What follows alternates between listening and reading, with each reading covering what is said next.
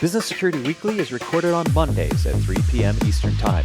Each week, we address the challenges facing CISOs through our guest interviews, including former and active CISOs. Our news segment is focused on leadership and communication to better help security leaders translate and communicate security risks into business risks. Jason Albuquerque, Ben Carr, Tyler Robinson, and others add their expertise to the conversation. I'm Matt Alderman, and I hope you search for Business Security Weekly in your favorite podcast catcher and subscribe to download our latest content.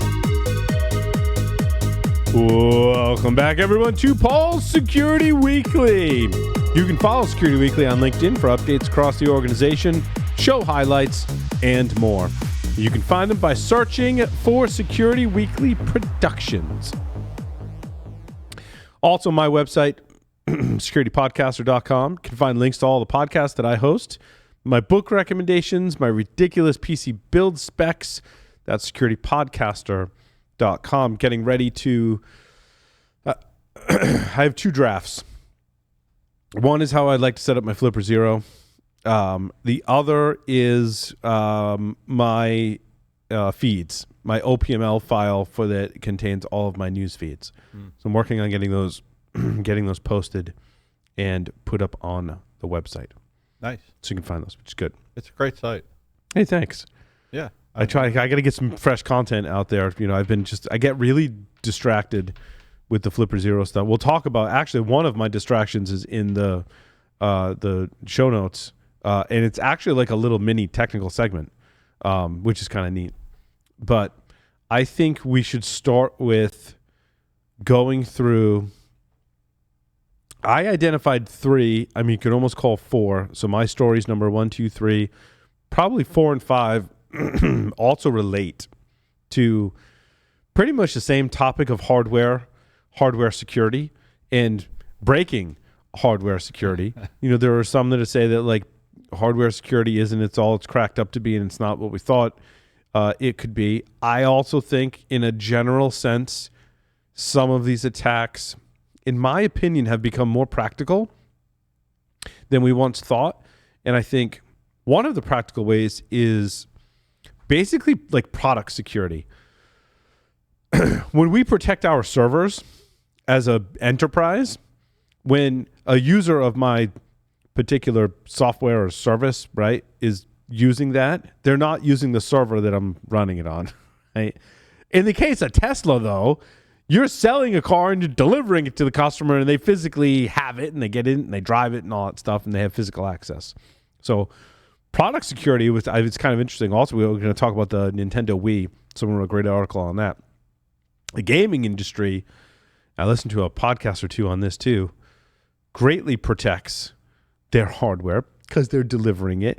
And if users are able to break it, it basically disrupts their entire financial model for games and the whole gaming. Like they'll lose. Sony has sold, I forget which one it was, one of the platforms, lost money on it and was banking on the fact they'd make money from the kickback from the games, from the royalty sharing from the games. Interesting. So preventing people from pirating games is hugely critical to their financial success, which is why they go through great lengths to protect that platform. And preventing people from finding ways to cheat and do other things like that. In a similar sense, Tesla has a similar model. So I happen to own a Tesla.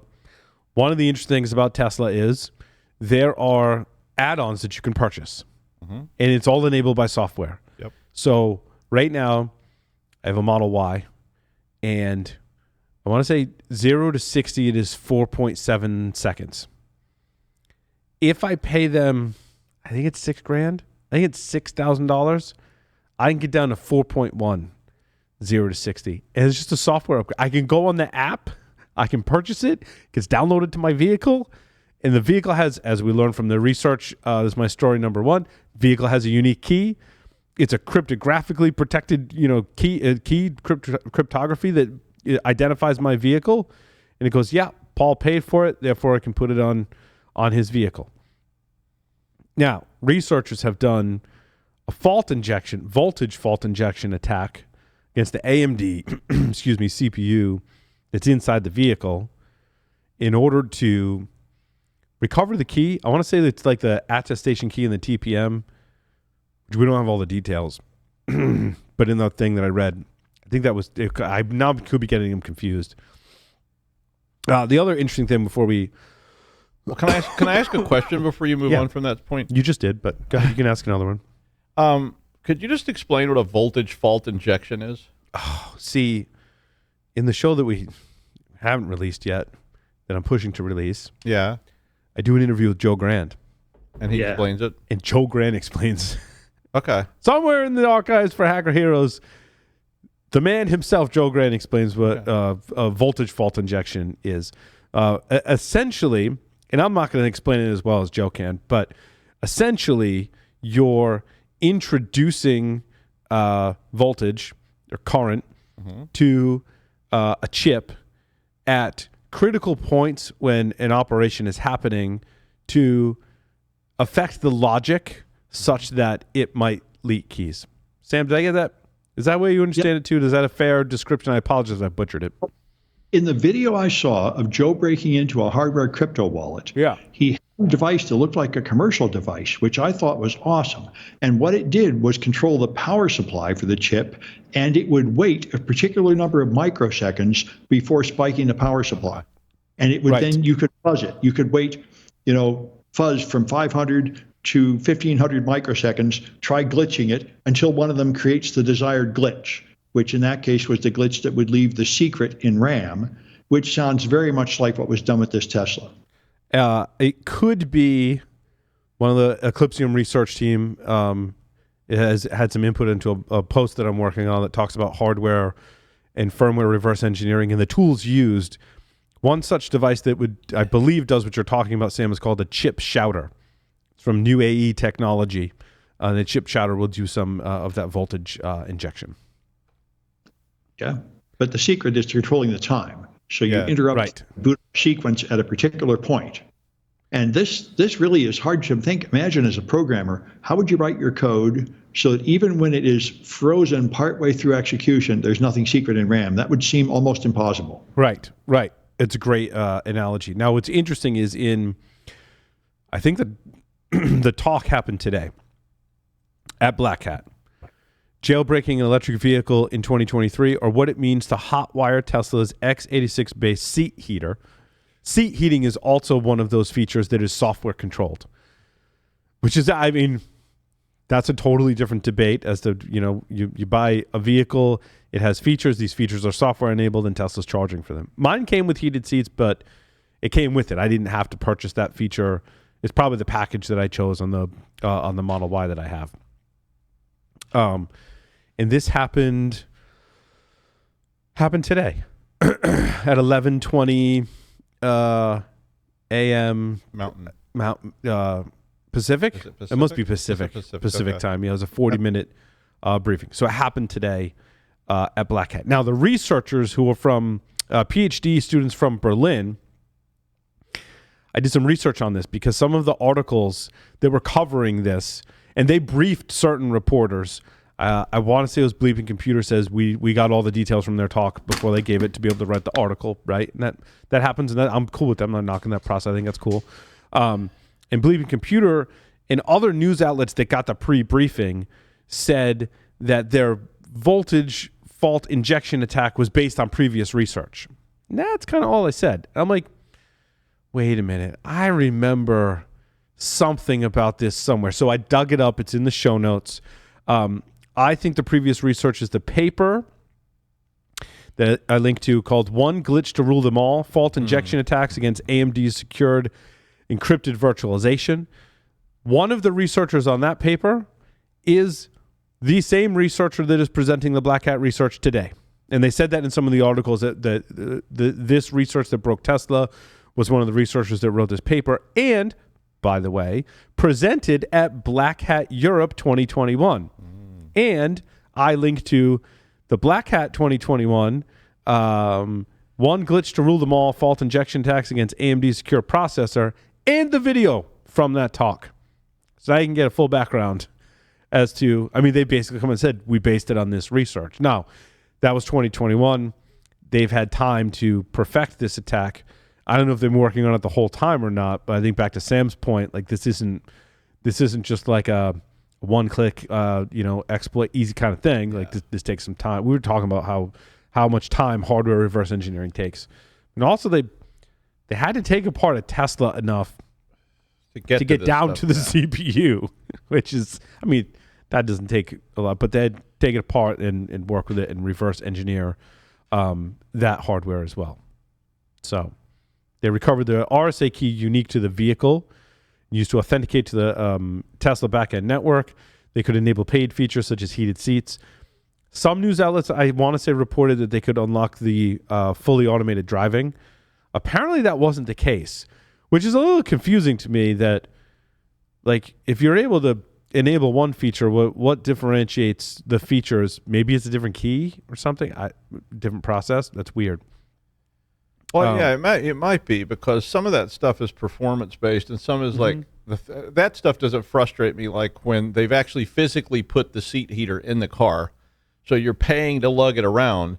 It just doesn't work because you have to pay a fee, and that bothers me a bit. But I mean, the performance stuff. I mean, my car has all kinds of, like, you can pay a bunch of money to get these special performance enhancements and things, and they change the software, but it costs a lot of money. And I'm like, when I'm sitting in traffic and I'm thinking, wow, I could go a lot faster.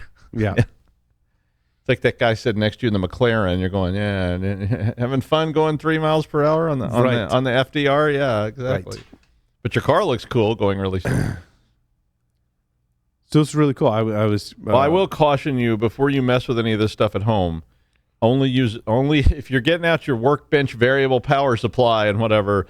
Be very, very careful before you touch anything to your motherboard or any other component, or your PS5 or your Wii or your Xbox. You're gonna brick your Tesla, because you may brick your Tesla, you may destroy your PS5, you may barbecue your motherboard, because all those things you're basically applying voltage, even if it's very low voltage, to sensitive equipment. And yes, you may be able to freeze the CPU and extract cool things from RAM, but you also may just brick the whole thing. And when you take it to the Tesla dealer, they're not going to be real nice to you when you go in and it's like all in pieces. But we've all been there. We sure have. Sam, did you see this article? Was there anything else you wanted to point out from the research? No, I think you've covered it all. So we'll see what happens. Tesla is, they say, working on a fix, which is difficult. I mean, as Sam, you pointed out, right? Like, this is not an easy fix. I mean, some of these issues actually require either a microcode update or like new hardware. Like, there's some cases where new hardware, but that can't be the case, right? They're probably just welding a metal plate over the place where you access it, so that there's that. No, I think this sounds like they're using one of those software emulated secure enclaves, and the solution would be to use a real secure element like in the iPhone. Right. I mean, the cryptographic key ought to be hardware separated from the memory space of the processor, and that would stop this attack. That might be challenging without replacing the hardware. Right. Yeah, you'd have to replace the hardware. Yeah. That's a big recall. That would be a big recall. So we'll see what the fix is. Again, all the resources are in the show notes. I thought it was interesting to trace back to the original research, which ironically was also presented at a Black Hat conference. It's if you haven't looked at the show notes, it's a really great compendium on this. So if you're interested in this at all, Paul already did all the work for you. So go to the show notes. You literally can go through this and really get a good understanding of what's going on and read up on it if you like this kind of stuff. I had to have this stuff for my day job too. Yeah. Right? So I was doing kind of like double duty, making sure I had all the resources available to me. So I could I could reference back to them, but I'm like, well, that's a valuable thing for the community to have all these in kind of one spot. I also like to know the history behind them, capture that so that now I have it forever in the notes. The second one that was released this week, now we're switching to Intel CPUs. And this is Downfall. This is a Google researcher coming off the heels of ZenBleed, which was Tavis Ormandy. This is what's his name? Daniel Makimi. Daniel Makimi is a Google researcher that discovered the Downfall attacks. Downfall is kind of like a speculative execution style bug, but it sounds like more reliable than some of the other speculative execution style bugs that we've had in the past. He's got some demos of stealing AES keys from another user, arbitrary data from the Linux kernel, identified as CVE 2022-4982, enables users to access and steal data from other users who share the same computer.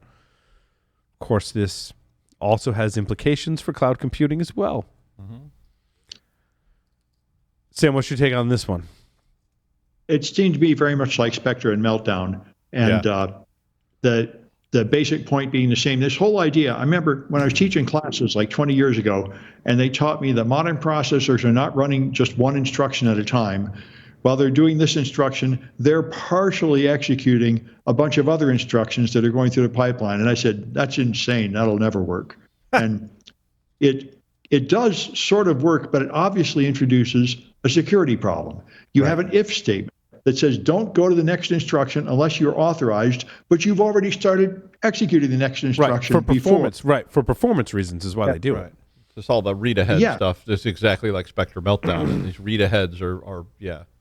Is it? And it's related. Is it related to branch prediction, which was back in the day, kind of thing? Right, that was exactly the what first. It's related to. Like, that's speculative read-ahead. We first started talking about Spectre Meltdown. I told a story where I remember my computer science teacher writing on the whiteboarding out branch, not even a whiteboard, it's a chalkboard branch prediction. I was like, oh, that's really cool. And I was like, I don't know, like I may use that again someday. It kind of tucked it in the back. And then Spectre Melt, all these speculative execution attacks. And I'm like, oh, that was what's on the chalkboard when I was in college. Well, it's the difference between engineering and security. And I talk about that a lot, because when you go to an engineer and you say, build me a chip and make it fast, engineers don't think like that. They think about solving the problem, and that read ahead, that branch prediction is a brilliant way to speed things up, because it's basically saying I can probably guess what you're going to need to do next, so I'm going to go ahead and load that, and that's an engineering solution. The engineer says, okay, this will make it faster. But then somebody comes along and says, you know what? If I could freeze this right here, that stuff's still sitting there, and I can go yank that out, and all those keys are sitting right there in that read ahead buffer. Well, now what you need is non-interference, which is another one of these almost impossible security boundaries. You need to be sure that nothing about the state before the if command leaks can see what happens after the if. Yes. And that's what keeps failing. There is some way to load a buffer and observe a different timing or something that lets me peek beyond the veil. Yep. Well, because it's all out there somewhere, right? The minute you load it, it's sitting there, and that means somebody can look at it if it's not isolated. And so, you have to Chinese wall all that stuff, so the processor can't even know, but it also needs to know, but it can't know. And I'll be in Scotland before you. So you've got a real trade between speed and security, just like the trade-off between convenience and security. Mm-hmm. So the fix, and the Google, I think Tavis and Daniel, co-authored this kind of summary article that I linked to called Downfall and Zenbleed, Googlers Helping Secure the Ecosystem, which we should be thankful that these researchers are working for Google and working with Intel and AMD to get this stuff fixed. Yeah. Because I think these are pretty practical more practical than in previous similar attacks in speculative execution. What they say about the fix for Downfall, which has already been released by Intel, by the way, microcode blocking speculative forwarding from gather. Gather is one of those functions in the code on the CPU that does that. So how much does that slow it down? 0 to 50% depending on the workload, according to Intel. So Intel has come out and said, I think what it sounded like they were saying was that most people will have zero impact. However, some workloads could have up to a 50% workload. So it depends on, it's workload dependent. So I'm not sure which use cases. I don't think they've said exactly. And it's repetitive dependent too, because you have a bigger impact if you're doing repetitive tasks over and over and over and over again, because that's when the prediction really starts to come into play. Right. Then if you're doing, every single task is something unique, then it has almost no predictive ability at all. But if you're doing something like cryptocurrency crunching or something like that, where you're just doing the same things over and over and over again. Yeah. It does a lot of prediction on that, so you're going to get a big hit from your performance on a repetitive, high-speed tasks. But low-speed, non-repetitive tasks, it's probably almost no impact at all. Now, what's amazing is the Intel podcast Chips and Salsa, episode 56, has an interview with Daniel Makimi about Downfall. So you can go watch it. It's like a 30-minute, or not even less than that. I want to say it's less than that. It's a good 17-minute interview with Daniel on this particular attack. And I linked to a couple of other articles in there as well. And like I said, they work closely with Intel. Intel is August 8th, I think yesterday, is when the Intel, like 80 vulnerabilities across Intel products were fixed yesterday. And they covered the Downfall attack that we just talked about, and another advisory from NCC Group on the Intel BIOS advisory, memory corruption in HID drivers. That one, that's my story. I'll jump there really quick because I don't think we want to spend a lot of time on it because they did great work. And I mean, they're bugs and they are vulnerabilities. Technically, they are a couple of vulnerabilities they uncovered in the HID drivers. I think by drivers, they mean like I don't think they mean Windows drivers. I think they mean Dixie drivers, like drivers inside the BIOS or inside UEFI. And so this research was discovered. So they discovered these vulnerabilities. And it's actually a third post in a series of vulnerabilities they discovered because of a leak of Intel source code that we covered. That's the ICE-T leak. That's where Intel's exposure, the exposure of Intel's and inside software's, proprietary BIOS software. Isn't this a great argument for open source?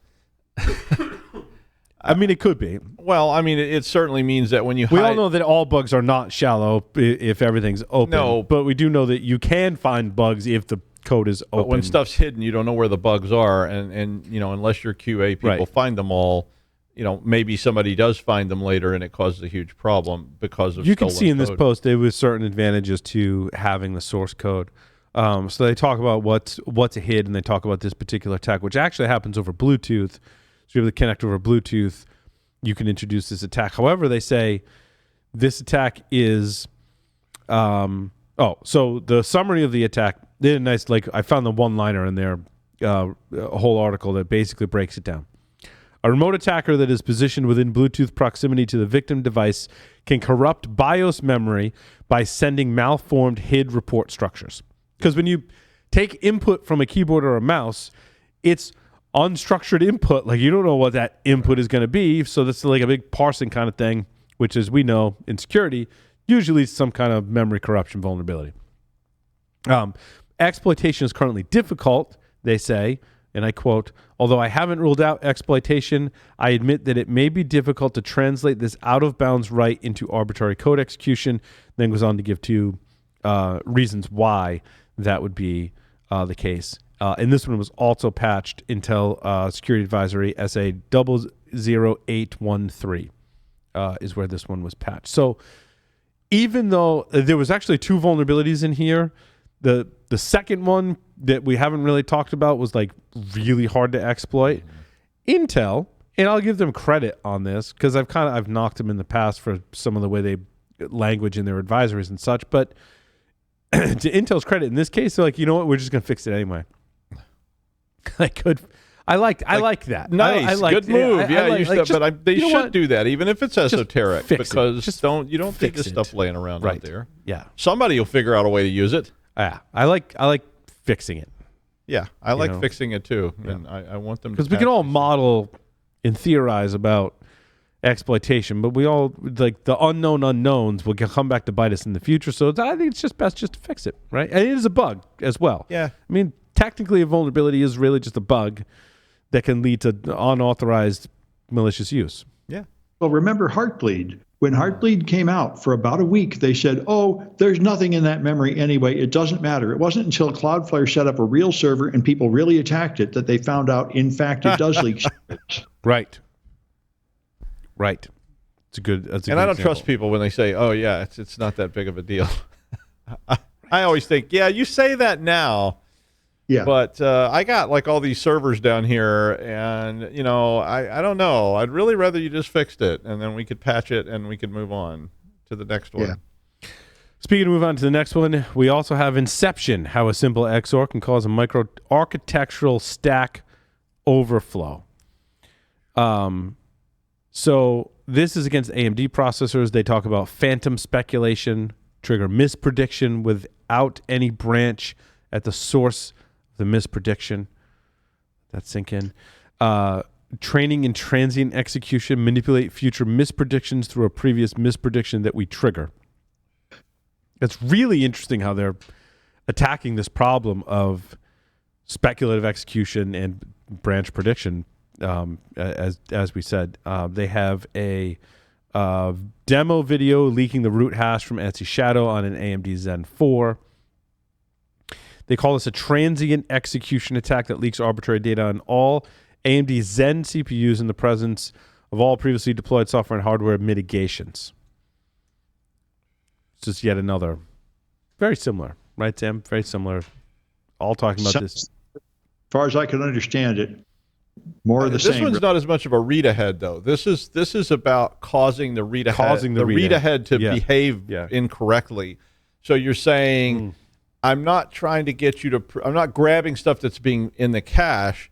I'm trying to force you to load stuff in the cache that I want to see, rather than just hoping something good is there. So if I can cause you to mispredict what needs to be read, I can get you to load keys and other things that I will then know where they're located, because this is a more structured approach to this read-ahead thing that they had going. You're correct. In mitigations, they say, and I quote, to fully mitigate Inception, the branch predictor state has to be fully flushed while switching between distrusting contexts. Yep. And by that, they mean, we take a performance hit between 93.1% and 216.9%, depending on the specific microarchitecture. Ooh. So what are they going to do? AMD proposed a different mitigation for the Linux kernel by reducing all returns in the kernel to a single one. It becomes possible to ensure a safe but still incorrect branch predictor state each time this return is executed. I did see something about the Linux kernel did push patches for, I believe, the Inception attack. Yes. The Linux news outlets were kind of hot to trot. I don't think I linked to one of them, but Phoronix is a big Linux, like the largest Linux news kind of outlet. They were reporting on Linux kernel 6.x was implementing mitigations for this. So does that just mean they recompile the kernels to avoid having the pattern of execution that would affect it? I'll go with that. I think so. I like that. Yeah, Sounds good to me. That's kind of where I think that's what that would be. I mean, they would just have to change the way that code is executed. They would have to recompile the kernel code, and they said they collapsed all the returns. I'm not sure I fully understand what that means, but they collapsed all the returns into one, and then that's going to. I'm going to have to think about this some more, but I think you're right. I think that they're recompile the kernel with this, so they sort of basically don't allow that to happen the way it was. I'm not saying that very well. And so you'd have to do it for every operating system, like Windows and everything. Yes, you would. I mean, because now you're blocking a behavior of the processor from the operating system. So that's definitely going to not be very efficient, because you're now basically putting a software overlay that's affecting your processor. So I mean it's effective security wise, but it may not be effective, like efficiency wise. Well, I don't know. I mean, you might be able to just have a different pattern of assembly language that is as fast as ever, but doesn't make the decisions in a dangerous way. I guess it could be. Yeah. Oh yeah. So Daniel did present today at Black Hat as well. Single instruction, multiple data leaks in cutting-edge CPUs, aka downfall. That was at 1:30 p.m. in South Pacific F Level 0, in case you have a time machine, because that already happened. There is proof of concept code for downfall and Inception. Let me make sure. Yep. Yeah, you have it on GitHub there. So you can get the code for both Downfall and Inception. I don't think I linked to the Downfall code, but it's on the Downfall website that they created. Scroll all the way down to the bottom, and there's a frequently asked questions. can I play with Downfall? Here's the code. And they link to a proof of concept. And Inception, same thing. You can play with the proof of concept as well. I did this for Zenbleed. It was definitely, I was seeing leaked memory. Zenbleed is different than the attacks that we just talked about, but they're all in the same pool of things. I mean, this is the same sort of collection of attacks, and they're all sort of doing similar things. They're not the same kind of attacks, but they're trying to achieve the same end. So, Patrick Gray at Risky Business brought up an interesting scenario where, since these hardware attacks now are so ubiquitous, we covered. I mean, if you read through the number and different types of processors that are affected by this now family of attacks, it's a lot of different processors. Microcode updates are available for many of them. I'm not sure if AMD for Inception has released fixes for it. But again, there's that performance hit. And there's always what's the next hardware attack? How do we get around the patches? And Patrick was like, what if now people are going to start calling for, I want my own hardware. When I'm in the cloud, I want my own dedicated hardware. Now, there's going to be a cost for that. But what other implications are there? Like, that's other than the cost, it gets back to the enterprise or the customer. There's a lot of other concerns with, you're going to need a lot more hardware. If customers are now going to demand dedicated, you've got power. These things are huge power-hungry systems when they're at that scale. You've got delivery, you've got supply chain, you've got all that kind of stuff. Since I've got you two here, when you have virtualized hardware, so you have a virtual CPU, right, and in VMware. So are these virtualized CPUs, are they vulnerable to these kind of attacks? I mean, they're obviously easier to fix because they're not real. So repairing them might be easier, but are they vulnerable to these same kind of attacks? Well, I think the real hardware underneath would be vulnerable. Well, yeah, but you can't necessarily get to that if you're in the virtual machine. Well, you can. No, I think you can these days with hardware-assisted virtualization. Yeah. I mean, for like 10 years, VMware has said that virtual machines run at 100% of the speed of the stuff of the hardware, because you're just passing instructions right through through the processor. So I've done it, but I would assume you could run this exploit in virtual. I agree. No, now that you put it that way, usually the hypervisor layer sits at a higher privilege ring than the kernel. Right. Ring -1. Yeah. So I agree. I now that you put it that way, it was just my brain was working at it backwards. And no, when you say it like that, I'm going, yeah, because it really is just passing those same instructions right on directly through with a privilege level. Yeah. It does, by the way, raise an interesting question. Could you not patch the microcode and not patch the OS, but just patch the hypervisor to dodge those instructions? And I guess in principle, that might work. That might work too. If those instructions weren't needed for other things, because if there's there's legitimate reasons for those instructions, so the patch would have to be very, very clever to make sure. Now that I'm said it, I think it's not true, because the virtual machine is running an OS like Linux or Windows, and that OS, if its kernel calls for the dangerous instructions, the hypervisor has to pass those through unchanged. I think it would be really tough to deal with that at that abstraction layer between. I think that would be very difficult and dangerous and problematic. So, and you have a performance cost. Yeah. It would be a huge performance cost, I think. Again, depending on what you're doing. So somebody might not even notice it, but I think it would be problematic. You know, what you were describing was an emulator, not a virtualization. Yeah, you're right. No, and that's exactly right. If you had EMU and you were emulating like an ARM on Intel, would have kind of separation. I completely agree. Yeah, and that's where I was getting sidetracked. That's a great point.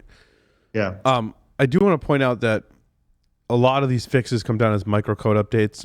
And remind everyone that microcode updates, typically the path it takes is you're updating your UEFI or BIOS to get these microcode updates, which is a good endorsement for my day job at Eclipsium, which is why I'm tracking this stuff so closely, because I think we've got some real problems now with this hardware stuff, and people are going to have to start not just applying patches, But as we know in vulnerability management, you got to know what's vulnerable, which systems are vulnerable to what different attack, and what microcode version are they. And that's, you should see my recent post. I talk about, which is interesting, talk about speculative execution. I was being speculative, and I gave everyone commands to run on Linux systems that get you your microcode version. Now, you have to take that microcode version and you have to go do some manual research on the internet to figure out for your processor that's running that microcode, is it up to date? Is it not up to date? Which update do I need to take? Then you need to go back to your OEM and go, is there a BIOS update that applies that microcode? And that's largely what we do and are working on at Eclipsium, is making that decision, like building a database and making that decision. And you're off really in the haunted house of patching now. Yes. I mean, this is the minefield of terrifying patching stuff when you start. I mean, even just a BIOS flash to me is like this stressful, anxiety-ridden thing. At least at Eclipsium for select platforms, depending on what kind of updates we're talking about, we tell you like if you're vulnerable or not, or if you're out of date or not. Which is in a lot of this low-level firmware stuff is half the battle. Like, which systems are vulnerable to downfall, and then I got to figure out which microcode they're at, and then how do I get? We help with that. It's one of the those are tools we all need for sure, because I mean that even just at an end user level, that's a useful tool that can just say, yes, you're vulnerable, you need to do something, and here's the option, because those tools don't really exist for a lot of people, and this is very esoteric stuff. I mean, some of the open source stuff will tell you like if you're vulnerable. Yeah, but when you've got an enterprise and you've got hundreds of thousands of systems, right? That's where I'm not to have a product pitch, but like that's kind of like my sales pitch. Yes, you could do this on an individual basis. You could have tools to do that, but like what you really want is something that's going to go across my 100,000 systems. It's going to scan your whole server bay and find the ones that need to be repaired and say, item number 35 needs to be patched. And, correct. Yeah. Can you just build this into something like Windows Update, where the software includes this and takes care of it for you? So Microsoft does, good question, Sam. So Microsoft does this for the Surface line because they control the hardware and the firmware and the software because it's their platform. Apple does this for their hardware, firmware, and software because they control everything. When we get into everything else, it's kind of dicey. Like, because anyone can put, not anyone, but, select manufacturers and companies build these custom things that end up being sold at Dell, and underneath there's a dozen different suppliers or more that have contributed to that. So knowing all of those intricacies, you got to go back to the OEM and they have to provide the update. Now, they could provide that to Microsoft, Sam. In fact, Dell, in a lot of cases like drivers and stuff, right, we'll do that. We'll include it in Windows Update. That's what I was thinking. I mean, Windows already includes thousands of drivers for everything, so it could, in principle, include all these updates too, and have them in the optional updates, for your hardware. I think they're getting there with that, at least at the end user level, because I know that like I've seen some laptops now that have sort of baseband kind of tools that are installed that say you need to update, and it's not just seeing like specific hardware, seeing the whole system, and I think that kind of stuff is coming where they're trying to make it more seamless, and it just pops up and says, update all your drivers now. And drivers are one thing. UEFI is yet a separate thing. It is separate from the operating system. So if you don't know all of the gotchas, applying those automatically could get you into the patch trouble. For that is tough. I mean you're not going to get to a point, I think, where you can just have an end user click a laptop button that says update my UEFI, but you certainly are getting tools that could look at that. That's why if we go back to the Gigabyte flaws, the motherboard manufacturers like Gigabyte as an example, right? Microsoft created a path for them to create update software. The Windows platform binary table is used to load a Windows service from UEFI. That one of the things it does, it's responsible for getting those updates in. Sam, to your point, it's separate from Windows, Microsoft Windows Update, but it is an update mechanism. But that mechanism has flaws. And They didn't implement it, even though Microsoft gave them the framework so that they didn't screw it up. They still screwed it up, essentially, is the 30,000-foot view of that. So they just need to finish it, and then they can build it into the update. But we need that. I mean, I agree with everybody because like even in my dinky situation, I've got a server room. There's probably like 10 actual, hardware servers that exist in there that are all home rolled. I built them all. I would really like to know that I could scan those with a tool and say these are vulnerable to these following, very low level kind of problems. Because, obviously I can patch them at the operating system level, but I need to know when I need to do these kind of things. I can get you a demo. I can get you a demo. Oh, yeah, I can't afford you guys. Come on. I have salespeople call me all the time, and I'm going, let me explain something right up front. My budget is $0. And they're like, thank you, and hang up. I'm like, okay, got it. Yeah, I don't know that Microsoft would want to be that involved with that. Yeah, maybe not Microsoft, but I mean, I think maybe you're right. It gets down to like motherboard manufacturers and people. So if TN and people that are making these server side motherboards, or HP or whoever's making your servers, would start adopting these kind of things, you could get a tool that literally, and that's actually a good tool from somebody like HP to encourage you to buy more HP servers instead of having eclectic collections of garbage like I do. Yeah, and one of the use cases too is if you are all HP across your entire enterprise. I've yet to find even a smallish kind of enterprise that is standardized on everything. Even within, and I want to I'm not picking on HP by any stretch, but even if let's say you've been an HP customer for a long time, and we look at things like ILO. Those versions could have multiple versions, and then the management frameworks have changed. You've got a legacy problem there.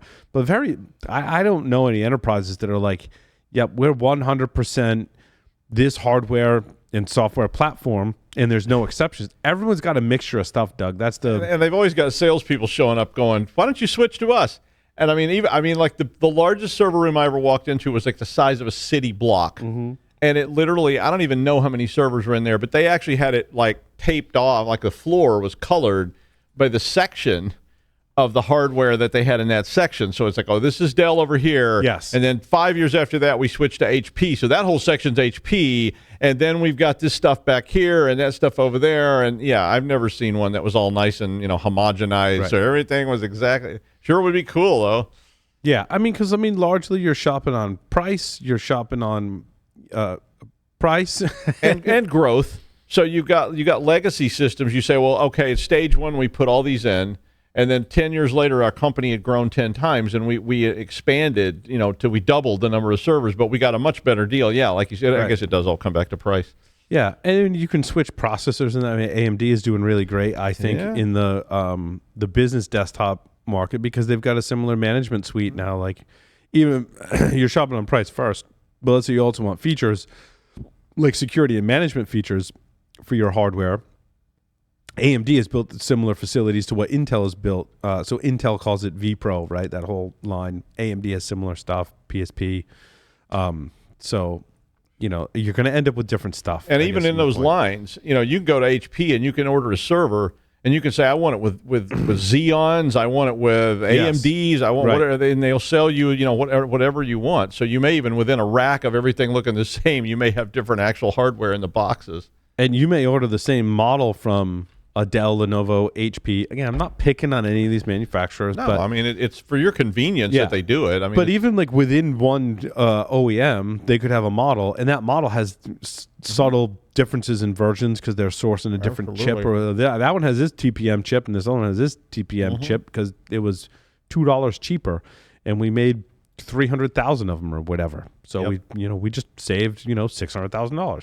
Like back in the old chipset days. A long time ago, we would look at motherboards, and I would literally call them, at somebody and say, "Hi, this motherboard you've got here, what's the exact chipset on it?" And they might tell you it's one, and then they're like, "Let me look." And sometimes they would literally say, "I'm going to go pull a couple and look," and they would say, "Okay, I've got like 3 different ones on 3 different motherboards. Which one was it you were looking for?" And it's like, "Well, I'm not really sure, but I know I don't want that one." So it was like Sandy Bridge versus. Yeah, I mean, these were like literally different chips. You know, they were the physical chipsets on the boards, and they used different ones. We had Sandy Bridge in North Bridge, South Bridge, until they confirmed conversion to ICH, integrated controller, because they integrated the North and South, and then we got PCH. But there were different manufacturers even of all that stuff. So, like, you know, I don't remember. I'm trying to remember the names of some of those things. But there were all these different chipset, you know, that were manufactured by different people. The actual chip that we refer to as the chip is actually a chip. And I remember seeing stuff saying, like, will not work with the following chipsets. And, you know, so you had to be sure that the motherboards you were building had the right chipsets on them, or that, especially early virtualization stuff, which I was experimenting with.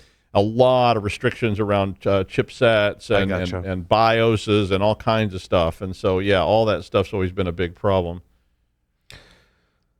Okay, well, that was a lot of hardware. Here on Hardware Security Weekly. Well, we had a lot of hardware. Well, you got a bunch of hardware people here, so what else are we going to talk about? Right? Get the soldering irons out. Oh, let's talk about more hardware. Let's talk about my story number 9. The ultimate guide to hid attacks using rubber ducky scripts and bad USB man-in-the-middle attacks. A lot of us are familiar with this platform, right? Like if you're listening to the show and you do pen testing or red teaming, you own or have built one of these devices, with the end goal being when I am in physical proximity of a system, and there's lots of ways to pull off this attack, which I was even astonished because I hadn't done some of this stuff in a while, and there's a lot more options. You can get ones that have Wi-Fi built into them, and it looks like an iPhone charging cable. What do they call it? The OMG cable. It's like a variant of this attack. That's really cool. I like that a lot. You can build this stuff from Arduino hardware that costs $3. Yep. You can go spend $100 and something for Hack5 makes a really nice. What do they call that? If they make a rubber ducky, but they make a bash bunny. Is what they call it. Oh, yeah, and they make a Pico duck or something like that now, too. I built a Pico duck. You built a Pico duck, okay. But the Bash Bunny will emulate a bunch of different hardware. So it'll emulate a USB storage device. It can emulate a network adapter. It can emulate a whole bunch of stuff to inject a payload. Your rubber ducky basically emulates a keyboard. It's a HID device and is the fastest one in my research. It's for the simplest one, rubber duck, because it's just a keyboard one. Bash Bunny is a little different. It's got a little more options and functionality in terms of what it can emulate. The original research that you will see the term bad USB refers to a storage device that had a particular controller that could act as a HID. That was 2014 Black Hat. Can't remember the researcher's name, but they presented that at 2014 Black Hat, released the source code. That kind of snowballed into all these devices. Hack5 sells a whole bunch of them.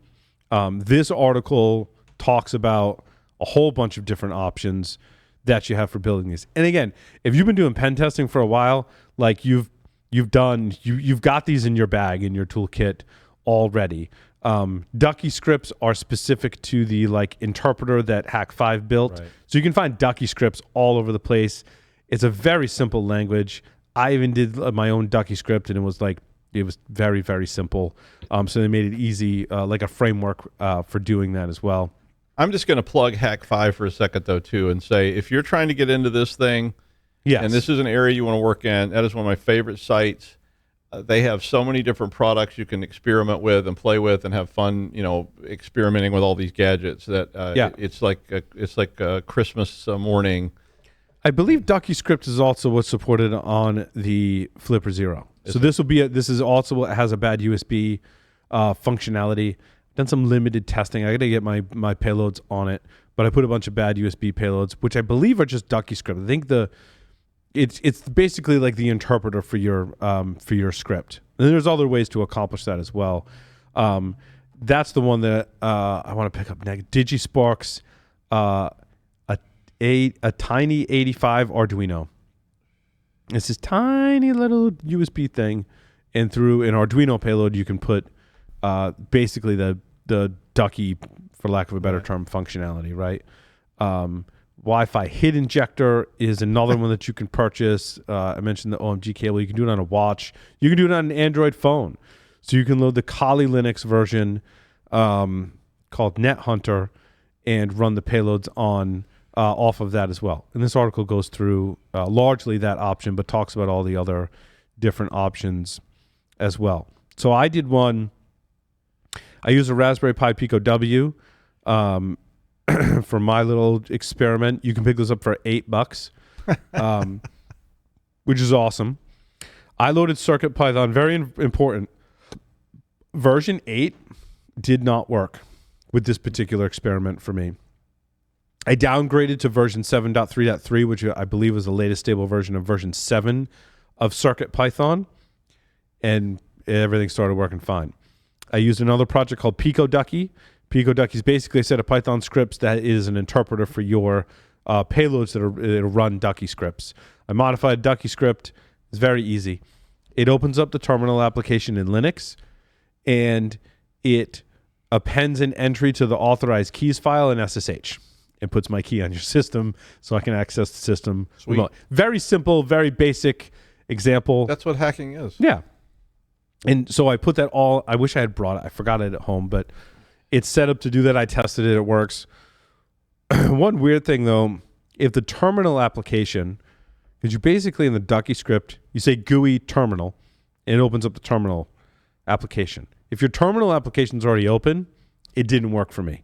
It got all confused and messed up and didn't inject the keystrokes correctly. If I closed my terminal and I ran it, it worked. Probably just need some other research. There's probably a way around.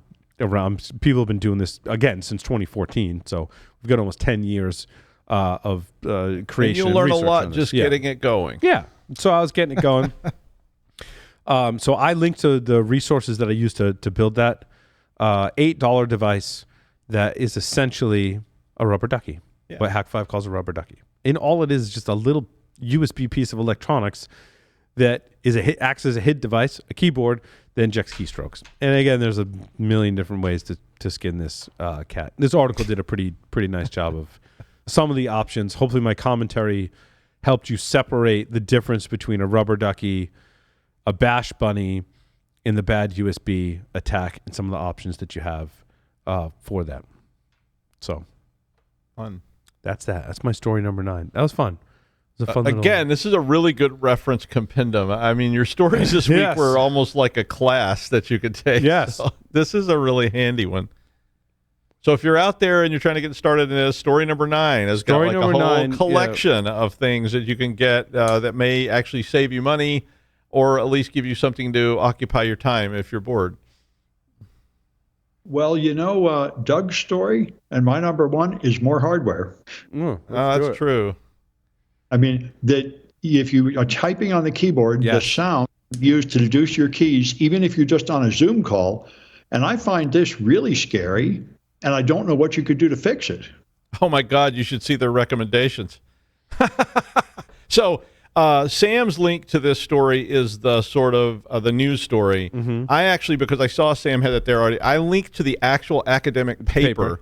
That they published in the IEEE about this. And it's I was very skeptical about this when I read the news story. I had it on Tuesday on the news, and I was very, very skeptical about it because a lot of these kind of attacks, that used to come out of Ben Gurion and all these kind of places that do these very esoteric, weird things, which are cool, but they're I'm like, yeah, that's never going to work. But this is an audible audio frequency? It is. So human ear can hear this? Yeah. Okay. Well, I mean, maybe not all of it, but it's just very precise hearing. So what they were doing was they took a MacBook. I don't remember the exact one, but it's in the story if you want to read it. Yeah, I see a picture of it. Yep. Looks like an older MacBook. Yeah, and what they were doing was they were testing the keys, and so the news story makes it sound like that they're just listening to clacking keys, and I was thinking that just sounds ridiculous. No, it's got to be. But they're listening to like the duration of the key presses and the popping up of the keys and it was trained on a very specific keyboard. But the guy said in the academic article that it did work with even touched keyboards, not mechanical keyboards or just like literally, where there's no actual keys. You're just touching a screen. Even just the fact that your fingers are hitting it in a certain way. I guess the AI was they're using statistics. The AI is looking at frequency of keys. Mm-hmm. So the fact that you hit the A key more than you hit, say, the X key when you're typing, And they were able to train this thing up, and they were literally getting like a 95% accuracy rate on some systems. Others were like 93%. But they were actually predicting what people were typing. Now, their solutions to this were almost ludicrous. Obviously, the number one recommendation for this was using multi-factor, because multi-factor means that if somebody can guess your password, so what? Then you have to type in the 6 digits, so you're typing that in too. Well, it could be, unless it was some kind of biometric multi-factor, like Face ID or something. But yeah, I mean, so if you're typing in just regular 6 digits, then yeah, they could probably predict that as well. But that was part of their recommendation. They recommended changing your typing style, and I went, dude, I can't even quit hitting 2 spaces after a period. I've been doing that since I was 10. And that's ridiculous, because you could just train it on the new typing style. Well, so yeah, I mean, and so, it's like, okay, how do I stutter type or something bizarre? They suggested playing the noise of typing aloud while you were typing, so that it would. That's not annoying. And I was like, yeah, we're all going to do that for sure. Like, I'm going to experiment with that at my house. I'm going to play really loud typing sounds from like a steno pool from 1955, where it's going. Bing, bing. It could be kind of soothing, actually. Right, if you set that up, but yeah, I mean, I got a solution that is not as bad as those. You could modify Zoom to just filter out some of those frequencies, the ones that aren't really used in speech. That would seem possible. Well, is this universal? So I'm on a random Zoom call, and a random person joins with a random keyboard. And I can capture that sound, and based on that audio that I've captured, deduce which keys were being pressed. I don't think so. If they're a Mac, then they're all the same. Yeah. So you could have trained on the most 3 common Macs, and you'd have a pretty good. Well, so I think there's 2 things here. So one, it is keyboard dependent. Yes. Well, so one, I'm saying the training at present was very limited, but the assumption would be that attackers would train this thing up on thousands and thousands of keyboards until they had a huge keyboard training set. Now, I don't know how long it would have to listen to you to figure out what you were doing, or how long it would take to run that through. Yeah, so I'm not totally convinced this is like, oh no, we need to all run out and start playing the sound of loud typing and parrots whistling while we're working to prevent this from being an attack. Or is the solution we just all build, like Larry did, build your own custom keyboard? There you go, yeah. This is likely not going to be in the data set or close to anything. Maybe the key switches are. It may be similar enough that it wouldn't matter at some point, because it is AI driven, and it could eventually learn, very elaborate things. I mean, I'm not that concerned about it at present, because I don't see it being a real issue, and they were testing it with they did it with Zoom, and they did it with a phone laying on the table. So there was a lot of conditions around, and I'm not discrediting what they did, because it's really impressive. At first, I thought it was really sketchy, and then I read the academic paper this afternoon and went, okay, this is I think the research. This is sound research. Yeah, it wasn't just some wacky little weirdness. It was like they literally did a scientific study of this and had scientific result. That doesn't mean I think everybody should run for the hills, but it is something that seems viable, and I think it's another underscoring of how dangerous AI can be, and by facilitating attacks on things, it could really become problematic. Well, I would compare it to the Tempest project, which alerted people to the dangers of electromagnetism, and now you should know that if you are on an audio connection, like a telephone or Zoom call with somebody, you are perhaps leaking out your key presses. I think that's important to know. Yep, I agree. I mean, Tempest is a great comparison to that. So that whole idea of Vanek freaking, using oscilloscopes and all these weird detectors and being able to read what was on an old monitor is a very, very good comparison to this. So it may become necessary to, like you said, put some kind of filtration. I think the bigger threat is not from phones as much as it is from like Zoom, or people doing remote meetings, and they're sitting there typing while they're in the meeting, and somebody has Zoom bombed that meeting and is sitting there grabbing all the sounds that they can. But at the same time, that's a really complex problem to be useful.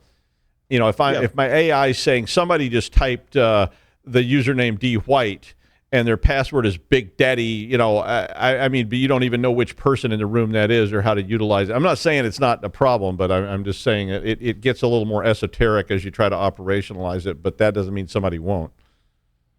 And also, you have an issue of compliance. You want to tell people, I made sure not to leak this secret. And so you want to know if there's a risky activity that could potentially leak that secret.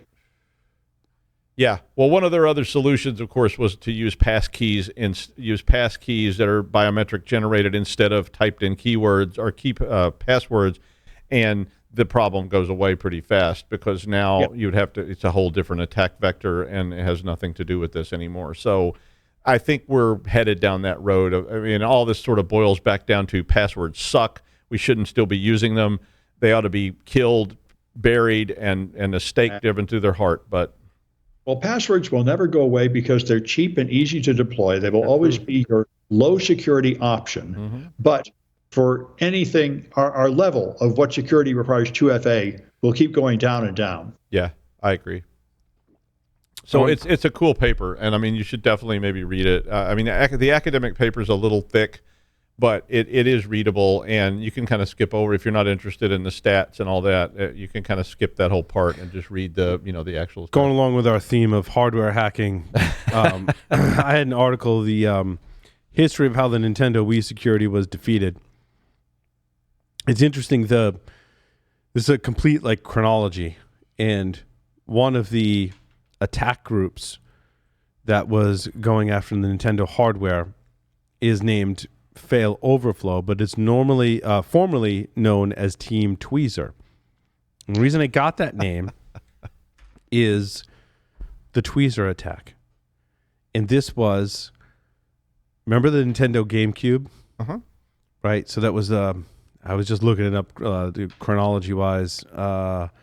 This was, let's see, the successor to the Nintendo 64 and the predecessor to the Wii. Yeah. So when they came out with the Wii, you want backwards compatibility of the games from the GameCube on the Wii, and it went to a special mode. Now, the Wii signed all of their games, cryptographically signed, so that only signed games could run. Since the GameCube came before that, those games weren't signed, so they needed a process to enable the running of these unsigned games. Well, turns out, if you short specific lines beneath the chip using a pair of metallic tweezers, you could sequentially dump portions of memory via the serial port, and this all kind of hinged on getting into the mode that allowed the GameCube games to run. And that basically, what I love about this, right, is that was like I don't know the best way to describe it, like the first vulnerability that just kind of opened the box, right? And then from there, they kind of built on that. What you gather from that first vulnerability, you just keep building on and building on and building on and building on. And the article just goes on to talk about how, based on the tweezer attack, they were able to do all of this stuff. And I'll caution you once again, before you start trying tweezer attacks, be sure you're not touching anything metal and be ready for it never to work again. There's also legal implications as well.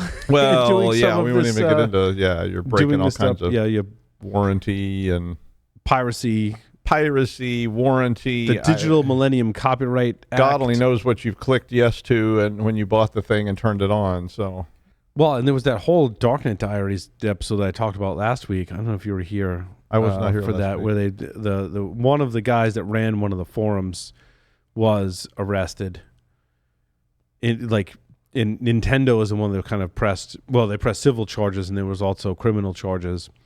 And it's a crazy story. I mean, cybersecurity aside, I was more enamored with the story because it's just crazy. Like, the dude was living in Dominican Republic, and then police break down his door, take him to Dominican prison. The whole thing. It's a great story. I mean, not great for this person, but in terms of a story, is amazing. Oh my God, I can't believe this happened to this person. You feel bad for this person too. Yeah. And he has a GoFundMe, and I hope the podcast kind of helps the GoFundMe. So go listen to that. It's the latest episode of Darknet Diaries. Well, and that's what made me think of this article that Nintendo and other manufacturers will make examples of of people like that, because again, it affects the economics that I spoke about earlier, and it is really interesting, the underground economy that it created. Also, the interesting thing is Nintendo sued this person from the Dark and Diaries episode for $10 million and won. And he's like, I don't have $10 million laying around. And like, that's cool. We're just going to take a portion of all earnings that you make for the rest of your life. Yep.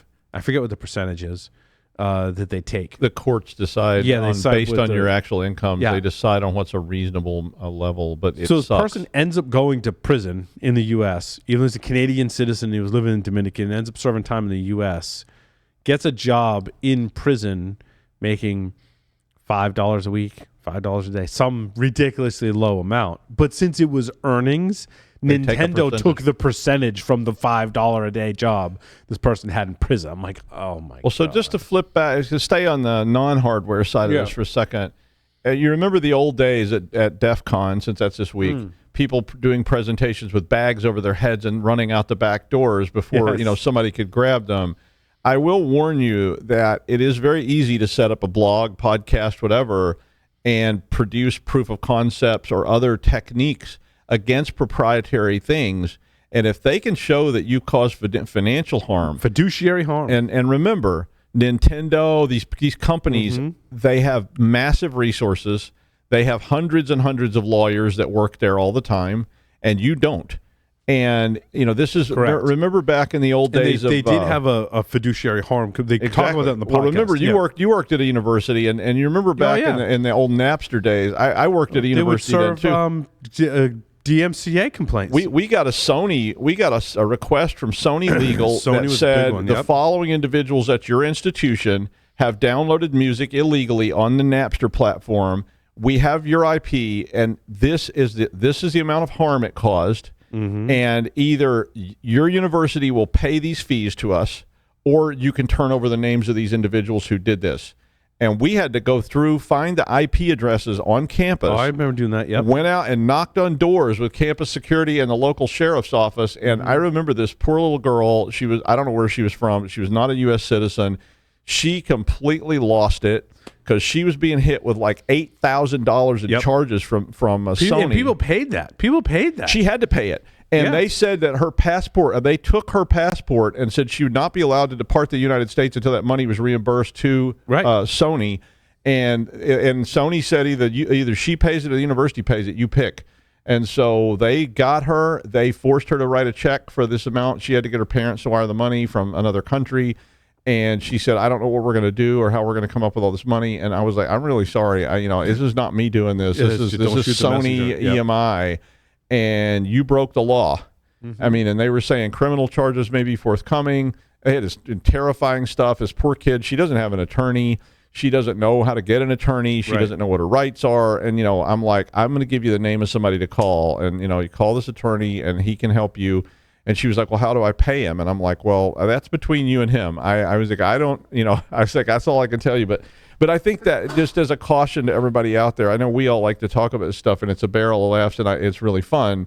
But you also have to remember when you take that PS5 apart and you find something in it, be careful and look at how other people have handled this kind of stuff in the past in terms of reporting this to the company, what action they took against that person. And then before you just jump on some podcast or you decide to put up a paper on the web or whatever, make sure you understand what you might be getting yourself into, because these guys have the resources and they may well come after you. And it's going to be a really, really long day. And I know some of you listening, just make sure you're in a country that doesn't have an extradition policy to the U.S. So Venezuela. So his partner in crime, or so to speak, they talked about the relationship that the Darknet Diaries podcast guy was in Dominican, there was Canadian, there was running the forum, took the fall basically, but he was working with someone who was like his business partner, who was actually like selling the pirated stuff. Basically, they talk about the whole, all the details. But he lived in France, and they weren't able to get him. But don't forget, even though France doesn't have I'm not saying you should break the law. And no, that's not what I mean. Yeah. But even though like France and Venezuela and places like that don't have extradition to the United States, that doesn't mean those countries are not signatory to these same agreements. And if Sony or Nintendo or whoever has offices in that country, they can come after you in France.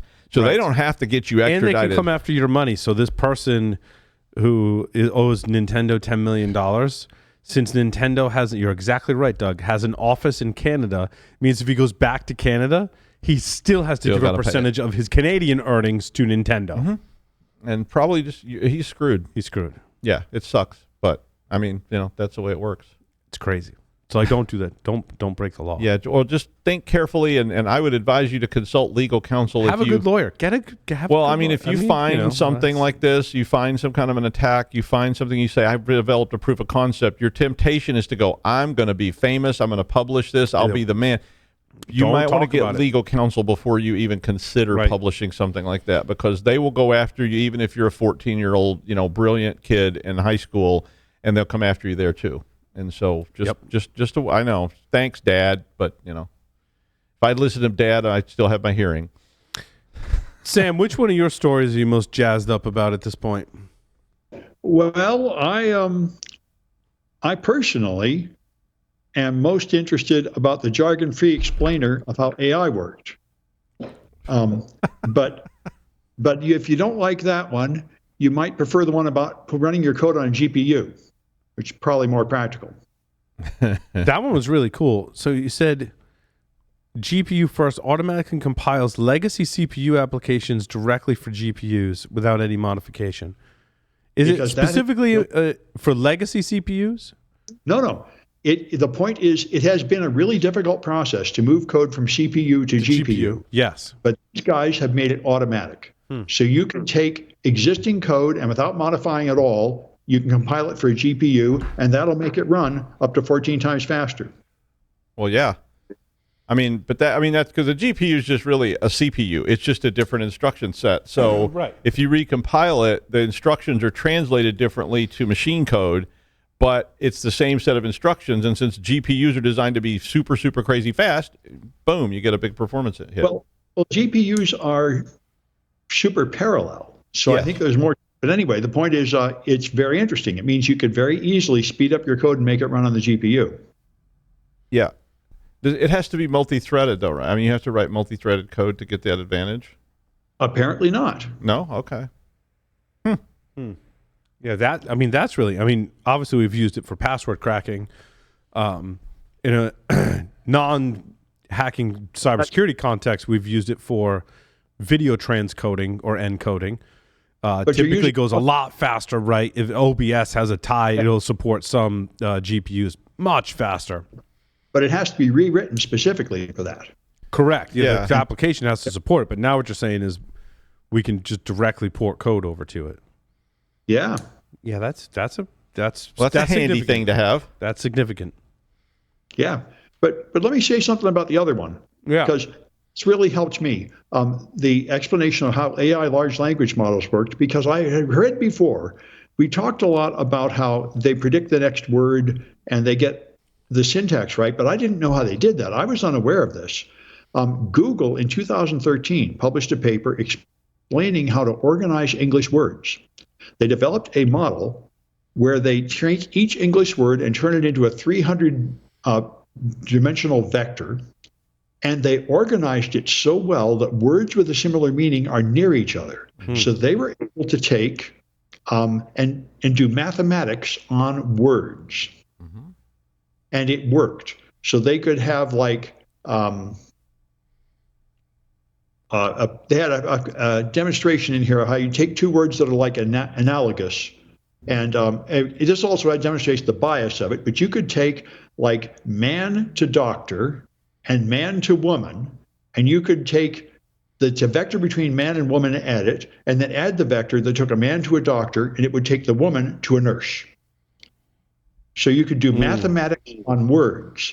Since it knows what the words mean, it knows how to link words together. That's what's going on. Yeah, but you see this today in I have a Google Pixel which I believe uses the exact technology that you're talking about, the exact algorithm, if you will, that you're talking about.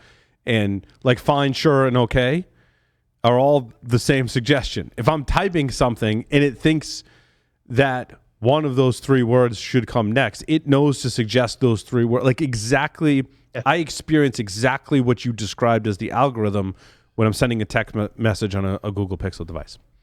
Yes. And that is why it works. This is the missing ingredient. I mean, one of the things that made producing language essentially impossible is no way to convert the language into numbers that would turn to something you could do math on. And that's what Google solved in 2013. And people said math wasn't cool.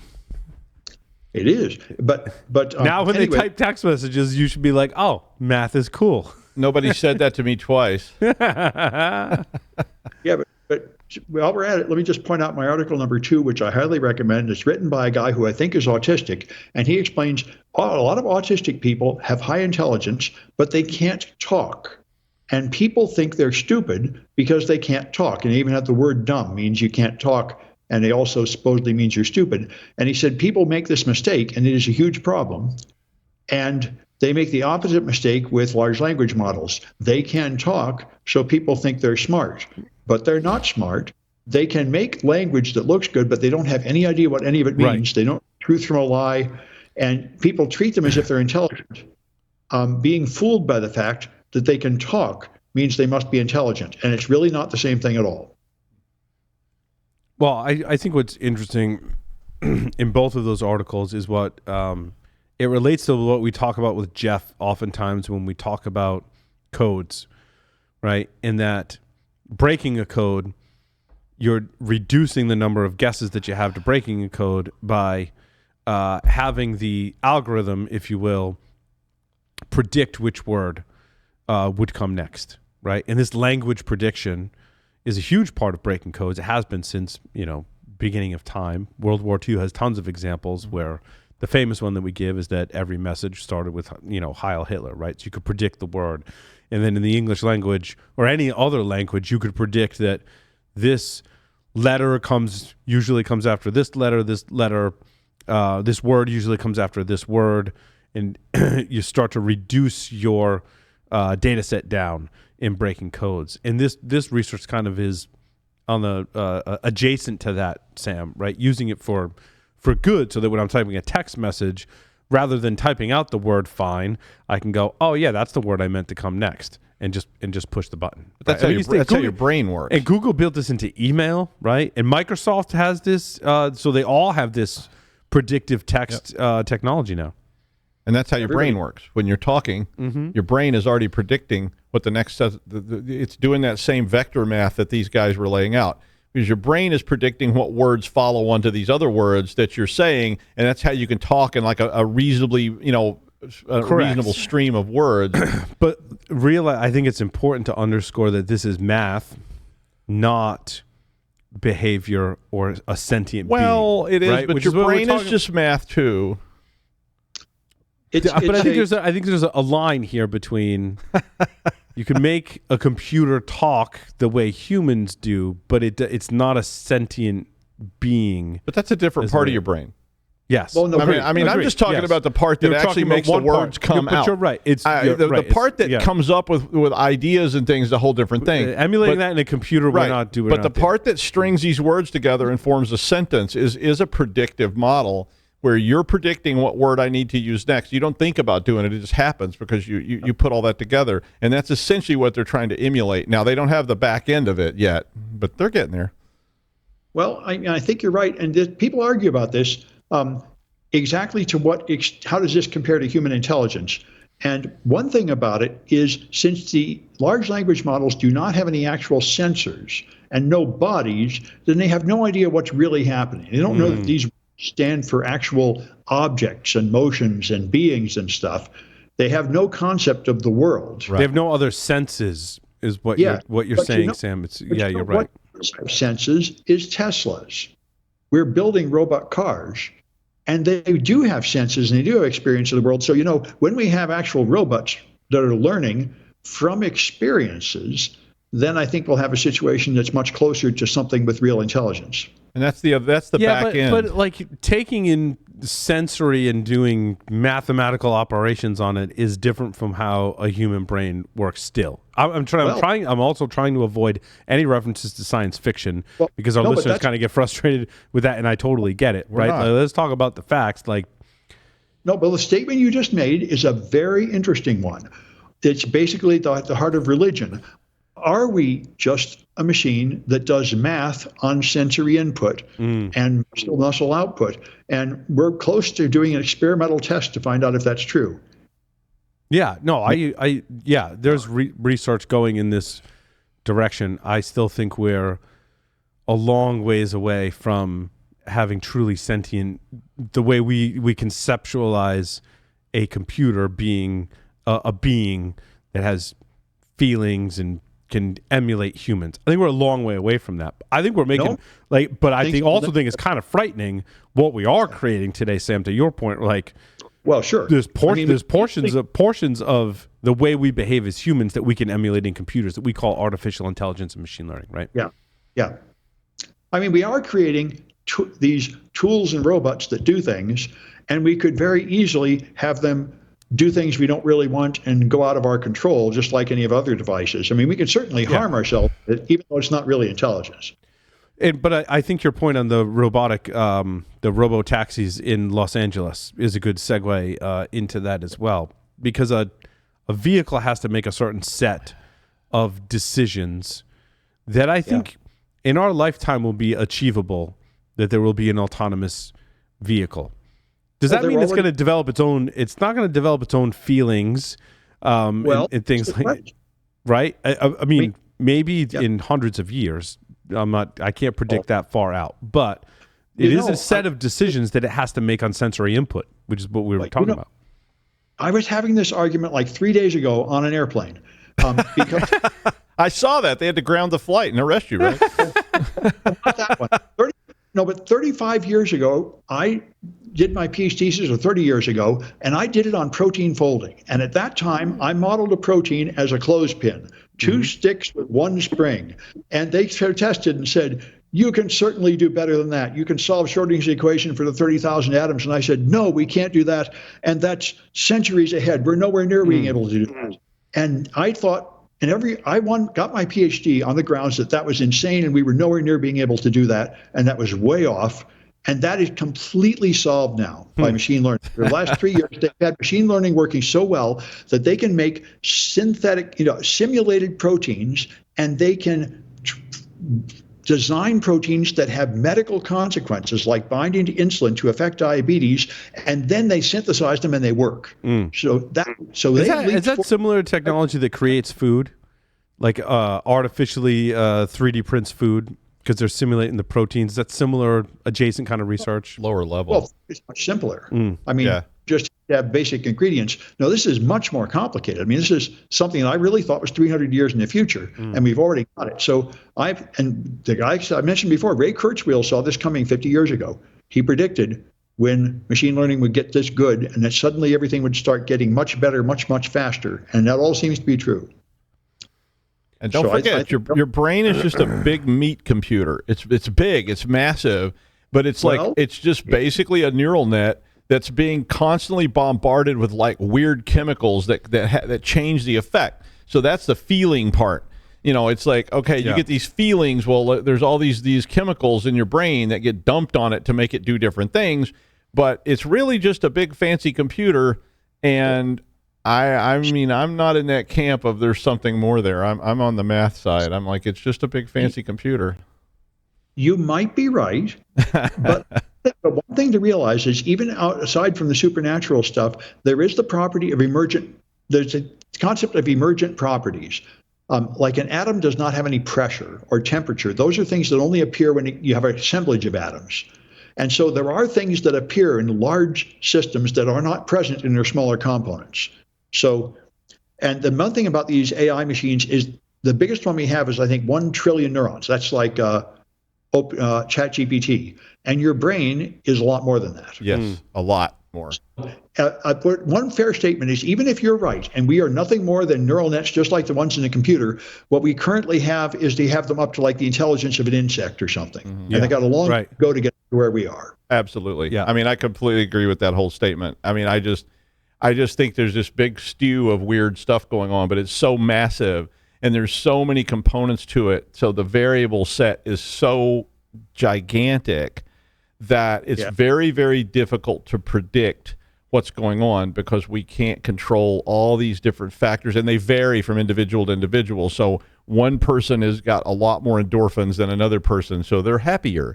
Well, it's just a bunch of chemicals, and it's based on these, these weird biological glands squeezing out goo into your brain. But I mean, it's still just another kind of computer. It's got a lot of weird components that these things don't even come close to matching. But there could come a time when they could build something of that capacity. It still won't be the same as a human, because humans have all these chemicals and hormones and all these other things that affect this stuff. But it's still just really a big meat computer that's sort of modified by a bunch of goo. What's your thoughts though on we're using this technology, and Cruise is one of the leading companies, I believe, in this space of self-driving, fully automated vehicles. It's increasing. You said it's increasing as autonomous rides by 49% per month. 10,000 rides per week in LA. Cruise begin testing soon and expanding self-driving ride hailing in the company's 8th city of operation. They're coming. There are already thousands of these cars out there doing that, and they're going to be everywhere very soon. And I mean, think about this. One of the things that frustrates me with this is we hold these cars to the highest standard, beyond comprehension standards, and compare like the autonomous vehicles to, say, your average Rhode Island driver who is backing down an on-ramp going, go around. I'm like, I don't know which one I trust more. Well, that's what Musk has been claiming for years, that Teslas are safer in self-driving mode than humans. And people are arguing, saying he sort of fudged the data and it's not really true. But I agree with you. That is what I think of from a public policy standard.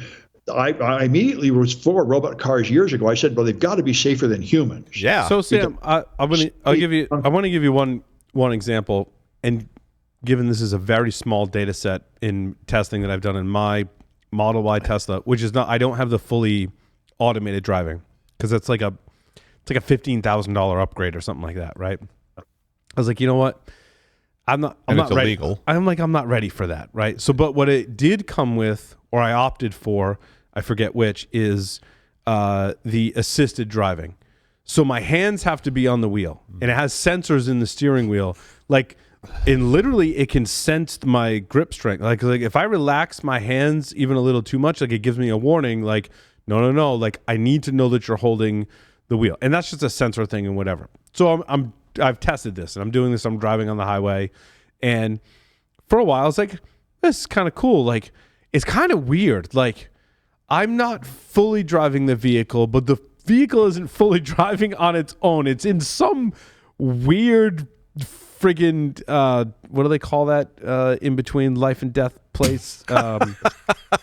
Purgatory. Oh, I'm in like automated driving purgatory, right? I'm like, I'm not fully alive, I'm not fully dead, I'm somewhere in between, and I'm driving along. Now, everything's going great until I hit some kind of weird construction zone where there's Jersey barriers and there's construction cones or barrels, and the lines get all kind of wonky. And if I had let it go at this one particular, and again, this is like the smallest data set known to man on automated driving. If I had let it go, I would have been in the Jersey barrier, because like it got confused, and it's a good thing I was holding the wheel and still paying attention, because I was able to steer it in the right path and not crash. Well, my car has autopilot, so you only have to actually have one finger on the steering wheel. Okay. And you don't even have to have that, but if you leave it off for more than so many seconds, it sends a warning, and if you do, it immediately cuts out, which sounds really... Feet are not on the pedals in this No, mode. I mean, so when I first had that car, I was driving from Norwood, Massachusetts home every day and up there every day, And I decided to test it. I was really nervous about it, but I turned it on, and so I set it to 2 car links, and I set it on autopilot when I got on I got on I-95 in just outside of Norwood, and was coming south. And I said, I'm not gonna touch this thing other than a little bit I have to, as long as I can take it. And that car drove, and I did it every day for a long time. That car drove all the way. It never missed a beat. When the traffic snarled in front of me, it slowed down and it kept that distance. But when it got to Providence and the road started curving and doing crazy stuff, it got really scary really fast. And I was like, I think we're going to die here. It was definitely not up to snuff for that kind of driving. I've tried it on country roads like where I live now, and I mean, it's terrifying because it tries to go too fast. It doesn't know how to adapt speeds. And it's just not got the intellect yet. It will.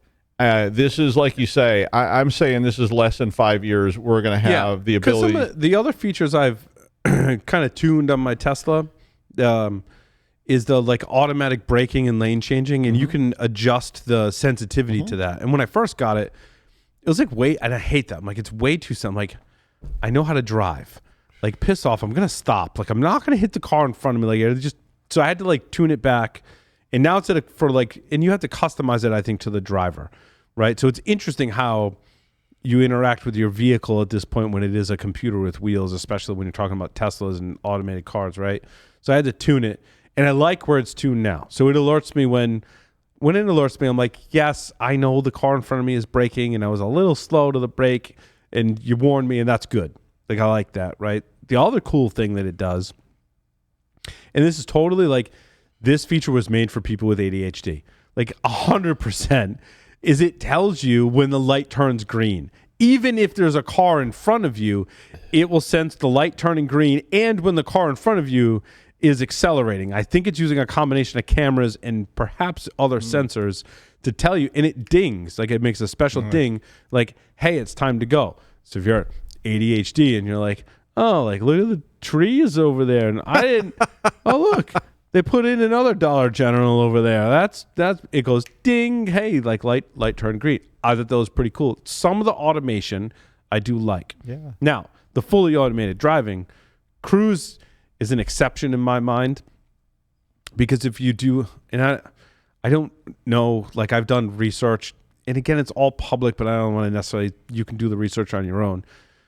Go look and see who works on their security team for Cruise. It is, without question, the best security experts in vehicle security that work for Cruise.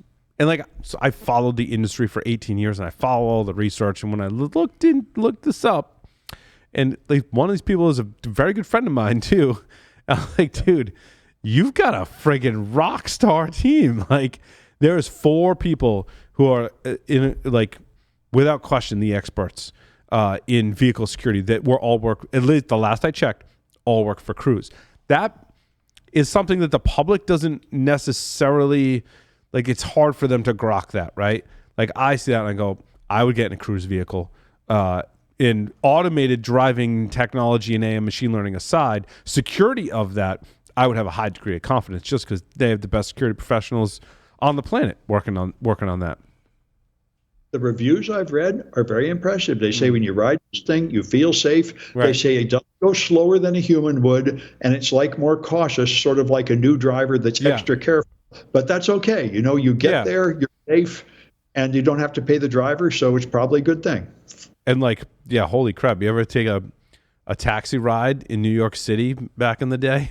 Maybe still today? Several, yeah. Still today? Is that... No, it's hard because it's Uber and stuff now too. I think my craziest cab ride was in Boston. Yeah, I got in a cab with a guy who didn't speak English, which that's fine. Whatever. But he was absolutely insane, and he did not know where he was going. And he finally said, "Just arrived in U.S." And he was yelling and screaming in Ukrainian at other drivers, and he was absolutely nuts. He got on the sidewalk at one point. He was like, I will get you there. I will get you there quick. I think all of us, especially, and again, like, a lot of us use Uber and Lyft and the ride sharing, apps today where is there more scrutiny as to how they drive, and there's a rating system, perhaps is the deterrent. It is, but when you got into a taxi, like taxi, a lot of the younger generation maybe doesn't even like use taxis at all, right? It's kind of, and again, it depends on the city. In larger cities, certainly. But anyway, let's just go back in the day. Taxis no credit cards. There was no vehicle connectivity, right? Like we have today. There was nothing tracked on these vehicles. Like it was a car with no computerized system to track its movement or whatever. And you would give the taxi driver cash, and holy crap, the white knuckle rides you would have back in the day. Been there, done that. Especially New York City was the worst city for that, or the best city for that. I mean, it was like an amusement park ride. It was like, different. Holy crap. Yeah, I've had some interesting cab rides. I mean, I don't even know how many cabs I got in New York City where I had to tell them how to get where we were going. But now everything is so. I mean, even my wife and I, the Tesla, you can go into the app. And you can get the vehicle location in the app. So my wife and I are authorized on the app for the vehicle that we own. And so either one of us at any time can go into the vehicle and we can see its location. We can track it on the road. It gives you a map to see where it is. And I've got the dash cam enabled so you can see the dash cam. So sometimes she'll be like, really? You raced that and you were going that fast? I'm like... They were tailgating me, sweetie. I don't know what to tell you. Like, it's 4.70 to 60. I don't know what to tell you. Yeah, I mean, but it also comes, comes in handy. She's coming back to pick up the kids, and I'm like, where's mom? I'm like, she'll be here soon. I'm like, all right, she's driving like now. a lunatic. I'm like, she's almost here now. Like, let's go up front. So there is a convenience, factor to it. Well, I will say this. Insurance companies are now offering people lower rates if they will allow their vehicles to be monitored like that. I mean, that's a new thing where they're beta testing. Which it could help you or it could hurt you. Right. Well, it probably makes you drive safer because if you actually adhere to the law, but I mean, you forget that it's there. I mean, because it's there, it's always on. You might forget, and so I had, I think we're talking about this with Tom Leonardo. Mm. I think when my cat, so I got into an accident like 3 years ago, and it just settled, and I like question. It settled in mediation, like we didn't go to trial or anything like that, right? But and it wasn't like a huge. I wasn't going that. Neither car was going that fast when I had the accident. But you can make a claim. That's a whole area of fraud, potential fraud, certainly. But I was like, if I had a dash cam, or I was in my Tesla, which has the dash cam built in, and you can enable it to record, I'm like, would that have made a different outcome? Yeah, for my particular situation? But it could have proved me more guilty. It could if you were or it could have proved me but less. It could tell you what's going on. Because when you get into those cases, like a legal thing, the payouts are based on how much fault each driver is in, and if you go to trial, that's what you're kind of proving is how much fault it was on driver A versus driver B, and that determines how much payout. So if it's both drivers at fault, well, how much at fault was Paul versus the other driver? And if some of the driver takes some of the fault, they actually get less money, right? So with dash cam footage, like, does that all this recording and all that stuff, how does that affect the outcome? I mean, I'll never know if the outcome would have been affected. I mean, or how it would have been affected. If you've got evidence and you can show this person like sideswiped you or whatever, it's really handy. And you're seeing that evolution, I think, in society now. For instance, my wife got hit by a hit and run driver. Yep. And in a parking lot, and the guy just floored it and took off. Well, that's there was a traffic cam. There were two people in the parking lot who immediately filmed the guy driving away. Yep. And the guy claimed he didn't hit the car at all. That she was just saying that, but they pulled the footage from that traffic cam that showed him hit the car. Well, guess what? He got popped for it because she's like, I wasn't even in the car. He hit my car that was parked. Right. And he's saying I didn't do anything. Well, guess what? We got 6 different videos of this from different angles. And now it's a criminal case. And likewise, a dash cam can show somebody like do something in front of you that goes like if you rear end somebody, you can essentially be ruled at fault. because you're supposed to be responsible for your vehicle. But if that person in front of you did something ridiculous, then you've got a dash cam showing them swerve over in front of you and hit the front. Like I had a guy one time who changed lanes and hit the front of my car. And then he said, oh, no, I rear-ended him. Yeah, I mean, knock on wood have eliminated one accident in the past 20 years or so, right? Wow. Yeah, so, like, I've got a really good record. But, like, with the case that I had, I was like, oh, my God. Like, if I get into another accident, like, I'm driving really cautiously. But to your point, as cautious as you drive and, like, having dash cam footage, I was driving with my kids to church. And this person driving on like a side. He's been prepped for court by an attorney. Road. I was driving to church to pray. Driving to church with my children to pray. Legit. I mean, legit. I'm driving down, and it's not like a main. It's like a semi-main road near my house.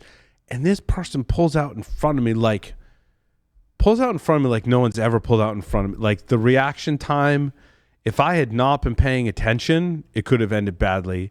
Fortunately, I was paying full attention, and I was like, holy crap. I narrowly, like in between this car and the wall that's on someone's front yard, like I somehow went in between them. And like, it's one of those situations where you come out of it and you're like, how did I not hit anything? Like, I have no idea. How did I not hit anything? I don't know how I didn't hit the car. I don't know how I didn't hit the wall. Like, I perfectly timed and maneuvered. And I was like, wow. But that's like where dash cam had something bad had happened. Well, my car saved me from an accident yesterday. Really? Yeah. This woman suddenly turned in front of me, and there is no way I would have reacted in time to stop that car. My car detected it, hit the brakes, and stopped the car. And then not only to do all that, the speaker came on, and the guy was like, were you just in an accident, sir? Really? Yeah. And I was like, almost. And he was like, oh, okay, just checking, thanks. And that was it. Wow.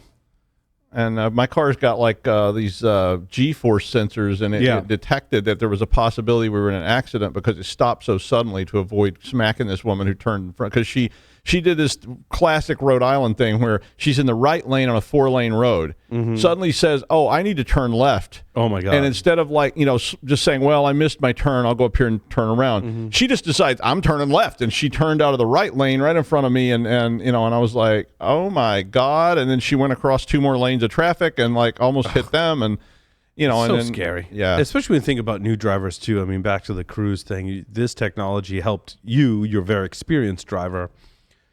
The technology to help younger drivers needs to be there as well. Not to mention when I was driving home from Boston last Wednesday night when I wasn't on the show.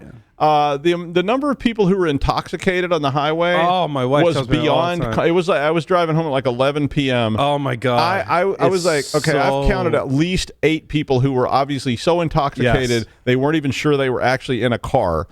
I mean, one guy was like weaving across all 3 lanes of traffic going about 25 miles an hour with his blinker on and just. My wife works weird shifts at the hospital, and she says the same thing, Doug. She'll come home and at times when drunk drivers are on the road, Friday night at midnight, or 10 a.m. in Rhode Island, it's bad. It's really interesting how robotaxis will deal with the spotting a drunk driver. I just personally, you think that AI and ML will be in a robotaxi and it'll be driving along the same way you can spot a drunk driver? Can it spot a drunk driver and report it? I think absolutely that's going to be the case. Within the realm of possibility, right? In fact, they may get smart enough that they'll get road rage and go after each other. So or automatically report it to the police. No, they will. That's coming. I mean, there could be false coming, but there could be false positives. And we'll get to the great days like the old days when they used to put bars in cars. They used to make cars with a bar in them, and when we get to the point where we don't have to drive the car anymore, they can put the bar back in. They can put the bar back in. Like, I got a nice little bar here in the front where the steering wheel used to be. Is that an older car thing to have a bar in the car? There were all these cars with a bar. There were cars that had. There was actually a U.S. made car back in like the 40s or something that had a pull-out bar in the front. Where the driver could easily make a drink while driving down the highway. You make your old-fashioned right in the car while you're driving, dude. Why not? At that point, it's like the perfect world to me. I mean, I can't wait for an autonomous vehicle that will just take me where I need to go, and I can just say, hey, I need to go down here to the old folks' home or whatever. Back home. I need to go back to my room at the old folks' home. But could you just take me there, please? Oh, speaking of police departments and stuff, right? We kind of hinted upon that kind of stuff. Hacking tool FlipperZero, tracked by intelligence agencies which fear white nationalists may deploy it against the power grid. So racially and ethnically motivated violent crimes extremists may seek to exploit hacking capabilities of a new cyber penetration tester. So police departments have been put on alert over the FlipperZero hacking tool and expressed concerns to potentially used by radical motivated extremists. This is an actual alert about the FlipperZero and how it can be used to do all kinds of stuff. Exposing blah, blah, blah. There was a part in here where it talked about devices capable of cloning RFID cards to gain access to hotel rooms, exaggerated by TikTok videos. I will say I don't like the criminalizing of the tool. I much prefer to criminalize the activity. Yeah. And I think that's where the FlipperZero gets a really bad reputation, especially since I've been testing the FlipperZero platform and have come across numerous limitations. So they talk about this device as if it was a miracle, as if it was like like I can hack anything with it. Like there are several limitations. One is when we talk about RFID, not great at like MyFair Classic and things like that. Struggles a little bit with cracking some of those things. We talked about that with Josh and Larry in a previous episode. The range on this without any add-on boards, I don't have my add-on boards with me. You can add add-on boards that increase the range of various sub-gigahertz and other functionality of it as well. The range isn't great. The type of attacks that you can do with this, Wi-Fi, for example, even with add-on boards, as I've found, is very limited. You're limited to 2.4 gigahertz. You're limited to attacks like de-authing, beacon spam. Like there's a Wi-Fi Pineapple is way more capable of a device than this device. What else is on this device? The infrared stuff we talked about on here as well. Again, range kind of limited. Also, infrared attacks kind of limited as well. The way in which you are able to analyze frequencies and then collect and play them back is somewhat limited on here. Your HackRF is a much more capable tool for doing that type of work. And you could eventually get a payload from a HackRF, convert it to the payloads that are on here, and transmit it with this. Again, your range is going to be somewhat limited unless you have add-on boards and antennas, which they do make. But I've run into more limitations with the Flipper for doing like actual real hacks than I have, than I think people are giving it credit. People are giving it more credit than it deserves. There's a lot of. That's why I built my $8 Raspberry Pi Pico. It's $8, way less cost, and totally functioning as a USB air quotes rubber ducky attack. Right now, you can use this for this. But what I do like about the FlipperZero is the fact that I can take it with me wherever I go. Right, I can put it in my pocket. It's like having that Swiss Army knife in your pocket. But I think it's a stepping stone. It's what the limitations on this is what driving me to research other hardware that is one, more cost effective, and two, more capable in performing these specific attacks. Yet here we have law enforcement being notified of FlipperZero.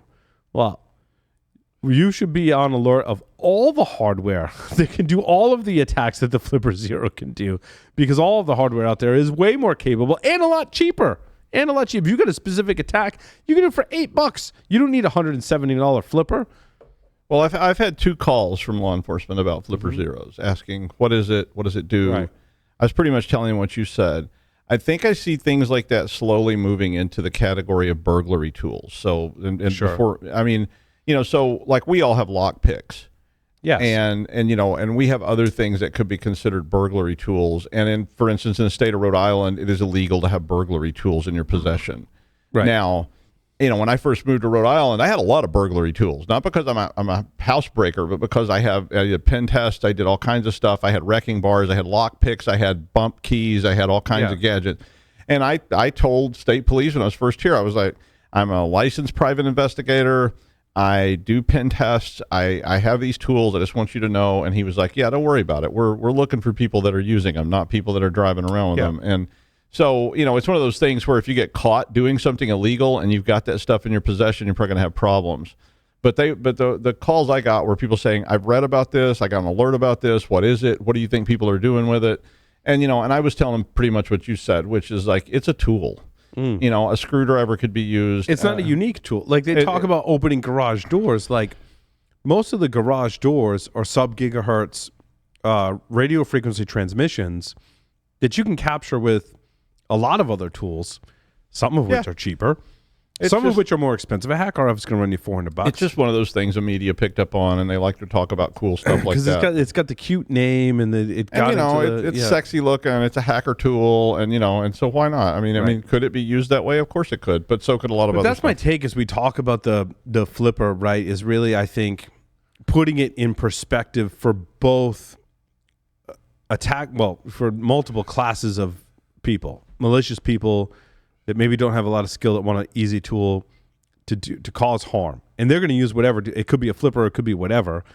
Again, I kind of go back to my hammer example in this class of attackers that, I can use a hammer to build a house, but I can use a hammer to like bash people in the face, or I can use it to just smash a window and steal something, right? And the good news is that unlike, say, 20 years ago, law enforcement's a lot smarter about this stuff than they used to be. Yeah, that's good. And they tend to have resources they didn't used to have, meaning that, if an officer in Rhode Island who's working in some county sheriff's office sees that stuff, they know now they can call the computer crimes unit at state police, and the computer crimes unit has people who can explain this just like you did, right? And make sure they understand what they're dealing with and when this is a problem and when it might not. If someone's going to do something malicious, they may use a FlipperZero, they may use some other type of hardware that does the exact same thing. Where I think the FlipperZero, when we start moving into the positive effects, is it's turning people on to cybersecurity and hacking. They're like, oh, that's cool. Like I'm using this thing, and like when I, if I'm teaching kids, right, my kids' soccer team or kids in the community and neighborhood, I'm like, have you ever seen one of these? They're like, what is that device? I'm like, well, like let's go turn off a TV. They're like, you can do that, and like the light bulb kind of goes off for that younger generation that you can use hacking to affect the world in ways that people don't expect. And like that, for a certain percentage of kids, I can see the look on their face and I'm like, you have the hacker gene, right? So like it's working in that area to help those people kind of get an interest in what we do, which I think is a positive thing. But you also got to spin it as like, look, you got to have permission. Like, I can turn off the TV because it's in your house, and we can turn it on and we can turn it off, and we can leave it in the state in which we found it, which is one of the things I kind of preach, like, you should have permission. And also feel like if you're going to hack things, you got to leave it the way you found it, right? Like, you just don't want to purposely mess with stuff and mess it up and then just leave it kind of thing.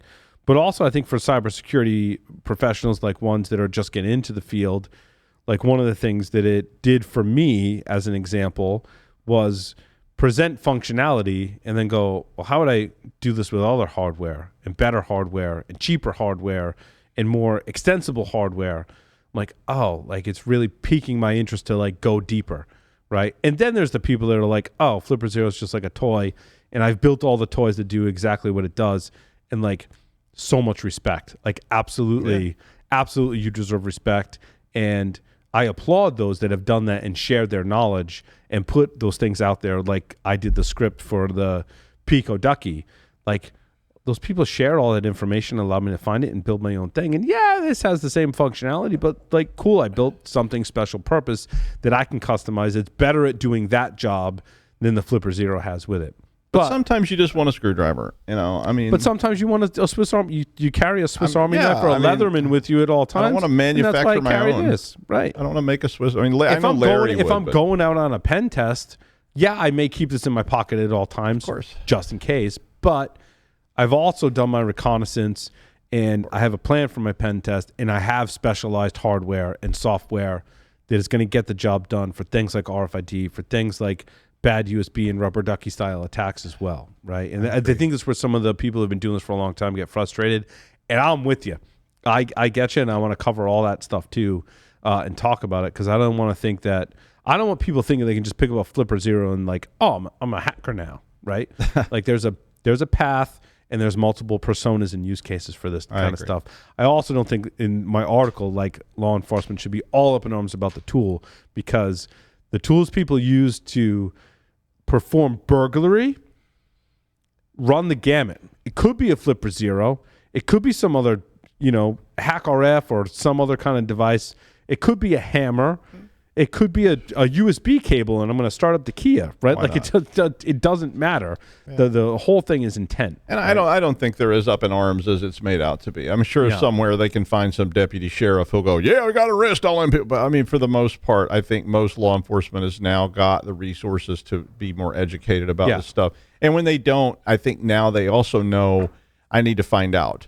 So you're seeing more of that from lower level law enforcement when they're, I'll equate it to like bombs and things. Yes. I mean, if somebody, like I had a call one time from a law enforcement officer who said, I really want to run this by you. I tried to call the state police a minute ago. They haven't returned the call yet, but they're probably on the way. But I want to make sure this is not going to kill us all. Yeah. He says, if I show you a picture of something, can you just maybe tell me what it is? And he sent me a picture. And it was a PS3. Mm-hmm. It was in a room full of explosives, mind you. Mm-hmm. And this person was obviously needed to be in jail, but I mean, he was like, that's the thing we're really worried about. It's sitting there in the middle of the room. It's blinking. We don't know what it is. And I was like, yeah, it's a PS3. It's a gaming console. And it's not connected. It doesn't look like to any of the other stuff. If you were going to rig something, electronics to explosives, probably wouldn't be a PS3. Yeah. And I mean, but, you wouldn't go through the trouble of hacking. But now, you see the local law enforcement people know when they need to call something in, and they're learning just like they did about bombs and guns and everything else. And they know what to look for, and they know when they don't know, and they call, state police, and they get a call back from SWAT saying, we're on our way. That's not a problem. That stuff over there is. We got the bomb squad and everybody else. I want to change gears because there's another story. I know we're running long, but like there's some really good stuff in story number 12. My story number 12, Updating Fedora the Unsupported Way by Matthew J. Garrett, who's a amazing individual. And I follow his blog, Matthew Garrett, unbelievable researcher, and he does a great job of sharing posts. And I don't want to say I cover every single one, but I read this one and I was like, I read a lot of posts about updating a Linux system. I've updated my share of Linux systems and my mileage has varied. Sometimes it's gone really well. Other times there have been challenges. Other times it's been a complete effing shit show, right? In all these scenarios in between, right? And I'm like, all right, here's another post about updating a system. But Matthew decided to take a Fedora 28, which was released in 2018, and take it to Fedora 38, the latest version. And so we've all been at this crossroads where we're like, I can upgrade, I can follow all the paths, or I can back up my data, I can format everything, and I can reinstall, right? And if I was that behind on this type of system, especially in a production environment, even a personal device, I probably would have been like, you know what? I'm just going to back up my data. I'm going to do a clean install. I'm going to save myself the headache. Matthew was like, no. We're going to do this. And like, I give him so much credit because it's wildly entertaining. Like, I love this post. Also, I'm going to go with Matthew's recommendation on this. Like, don't do this. Don't. Yeah, that's what it starts with. Don't do this. Well, it's towards the end. He says, you should not do this. You should not do this / should not do this. Like, you make sure that should not do this is in there twice. This was a terrible idea, he says. Any situation when you're binary patching your package manager to get it to let you do something is obviously a bad situation. But on the flip side of that, I thought this was wildly entertaining. Like, there was the key space that there was some limitation in the key space of the update package manager. And he binary patched that to increase the key space. Yeah. Like this. I love this post for you shouldn't do this, but also I love this post. I liked it a lot for so many reasons. I actually printed it out, which tells you how much I liked it. I would print it out and like hang it on my wall. I put it in a folder, so I have folders with yes. stuff that I think is important, and I actually like this post so much I printed it out. I don't do that very often, but like the amount of, and that wasn't the only problem that he had to overcome, right? And he talks about how he overcame each issue, and eventually did get it working.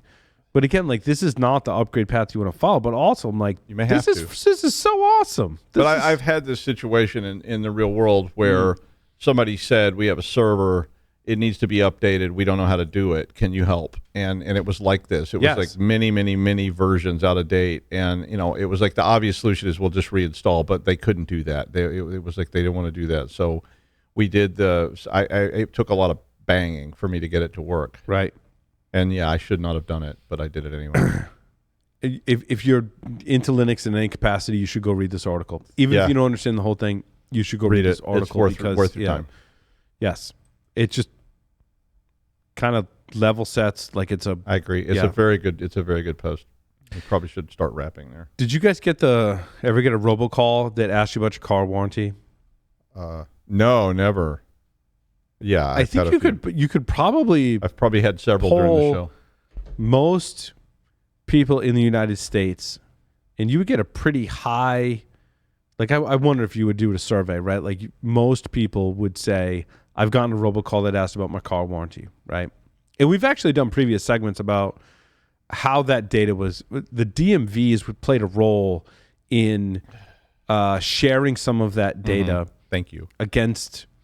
Even if you said not to, they still did it. We covered them in the past. In any case, there was a $300 million fine levied.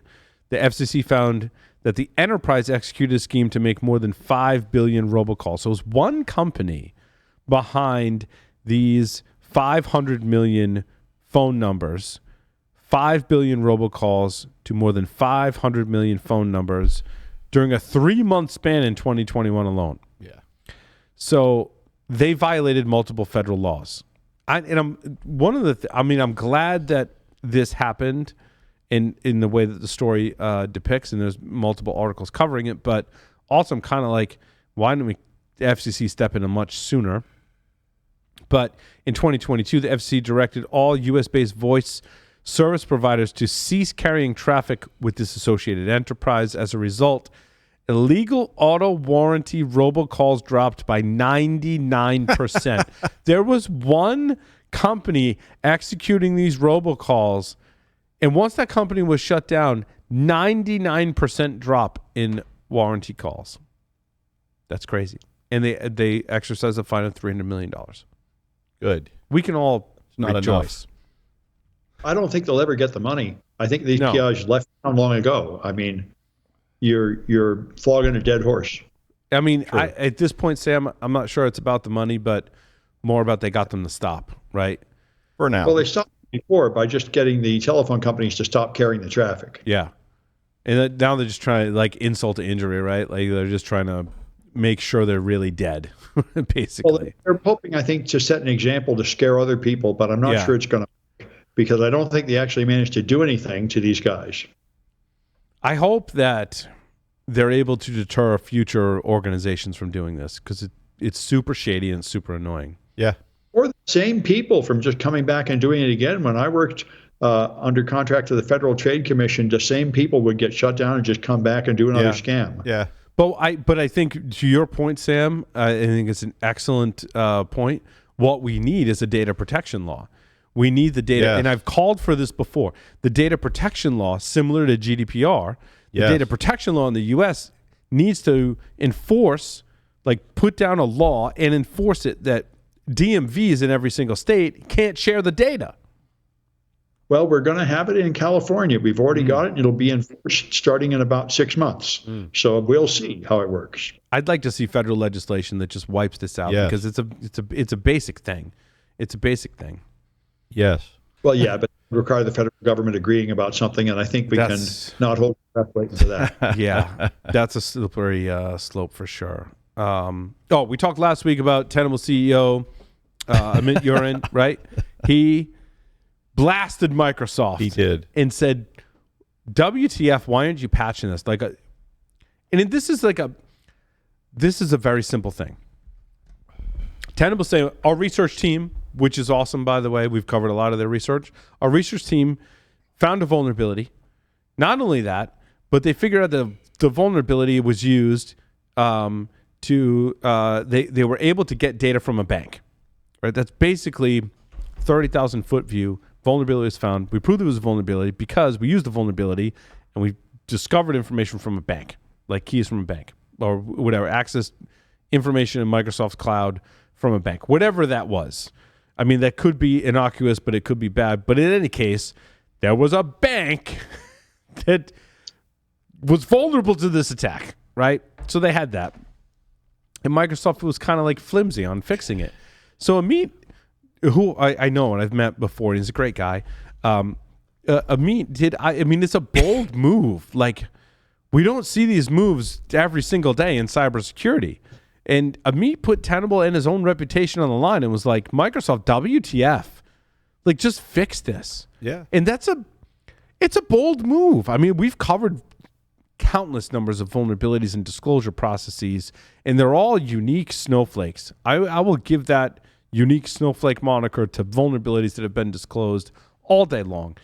They're all unique snowflakes. And Amit's like, nope, Microsoft, you need to friggin' fix this.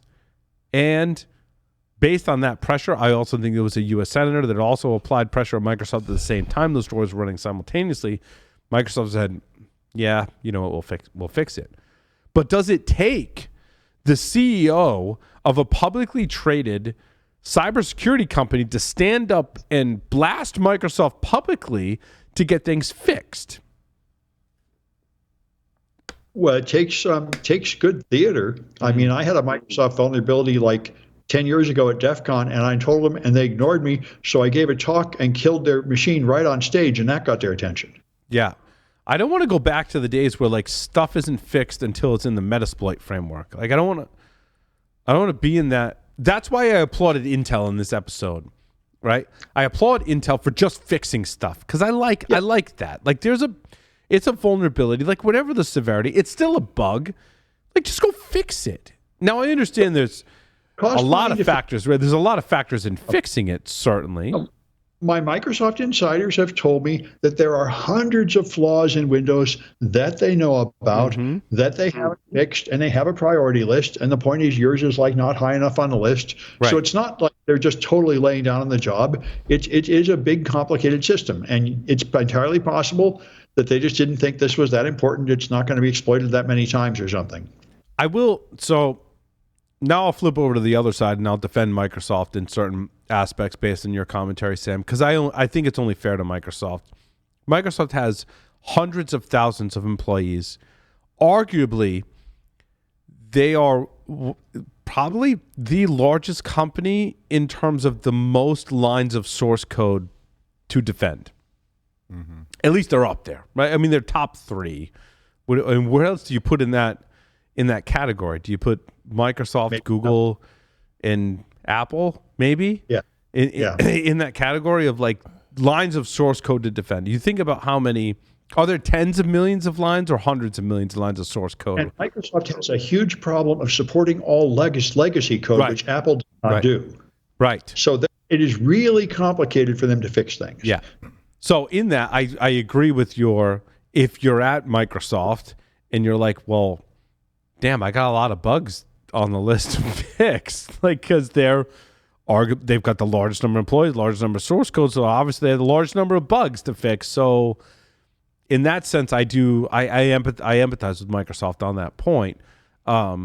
However, maybe I don't know. Maybe it takes the CEO of a major cybersecurity company to underscore it. Maybe it takes people standing up and going, this is a problem, before they fix it to get that priority. But there is a list, too. I mean, again, in Microsoft's defense, there's a list. I applaud Amit, but I also defended Microsoft a little bit. Because, I was looking at it going, both sides, man. You got a lot of moving parts, like you said, and the litigation that's going to result if they put out a patch that causes problems and companies experience financial losses due to that problem is really high.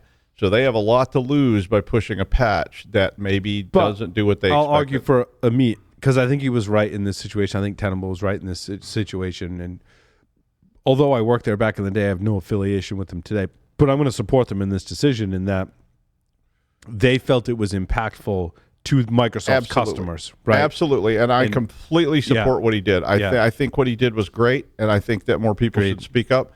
I just was being a little bit defensive about, I've been a person that was responsible for patching code, and I know what happened when I patched it and I didn't test it thoroughly, and it caused all kinds of problems, and then I'm getting yelled at for that too. And that wasn't even something that cost people, hundreds of millions of dollars. Then you go to my story number 20, where Brian Krebs says, Beyond Trust apparently found a CVSS 10.0 flaw that allows unauthenticated attacker to inject commands and run as a site user. And the notice about this is hidden behind a customer portal. This was kind of those ones.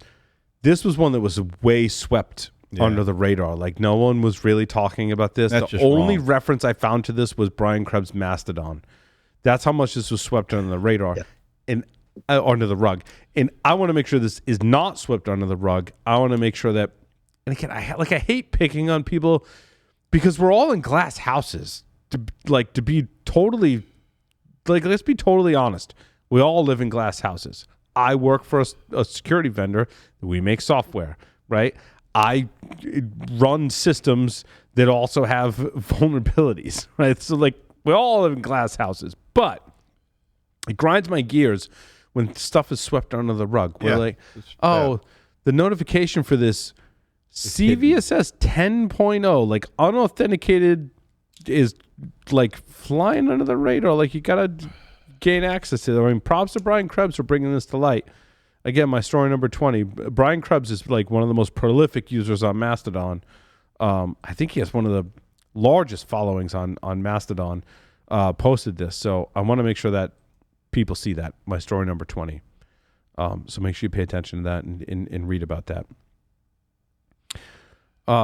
We talked about medical devices. In fact, I clipped something from you, Doug, that was talking about medical devices, and it got some traction about what you were saying about medical devices and the security and the importance of the security of medical devices.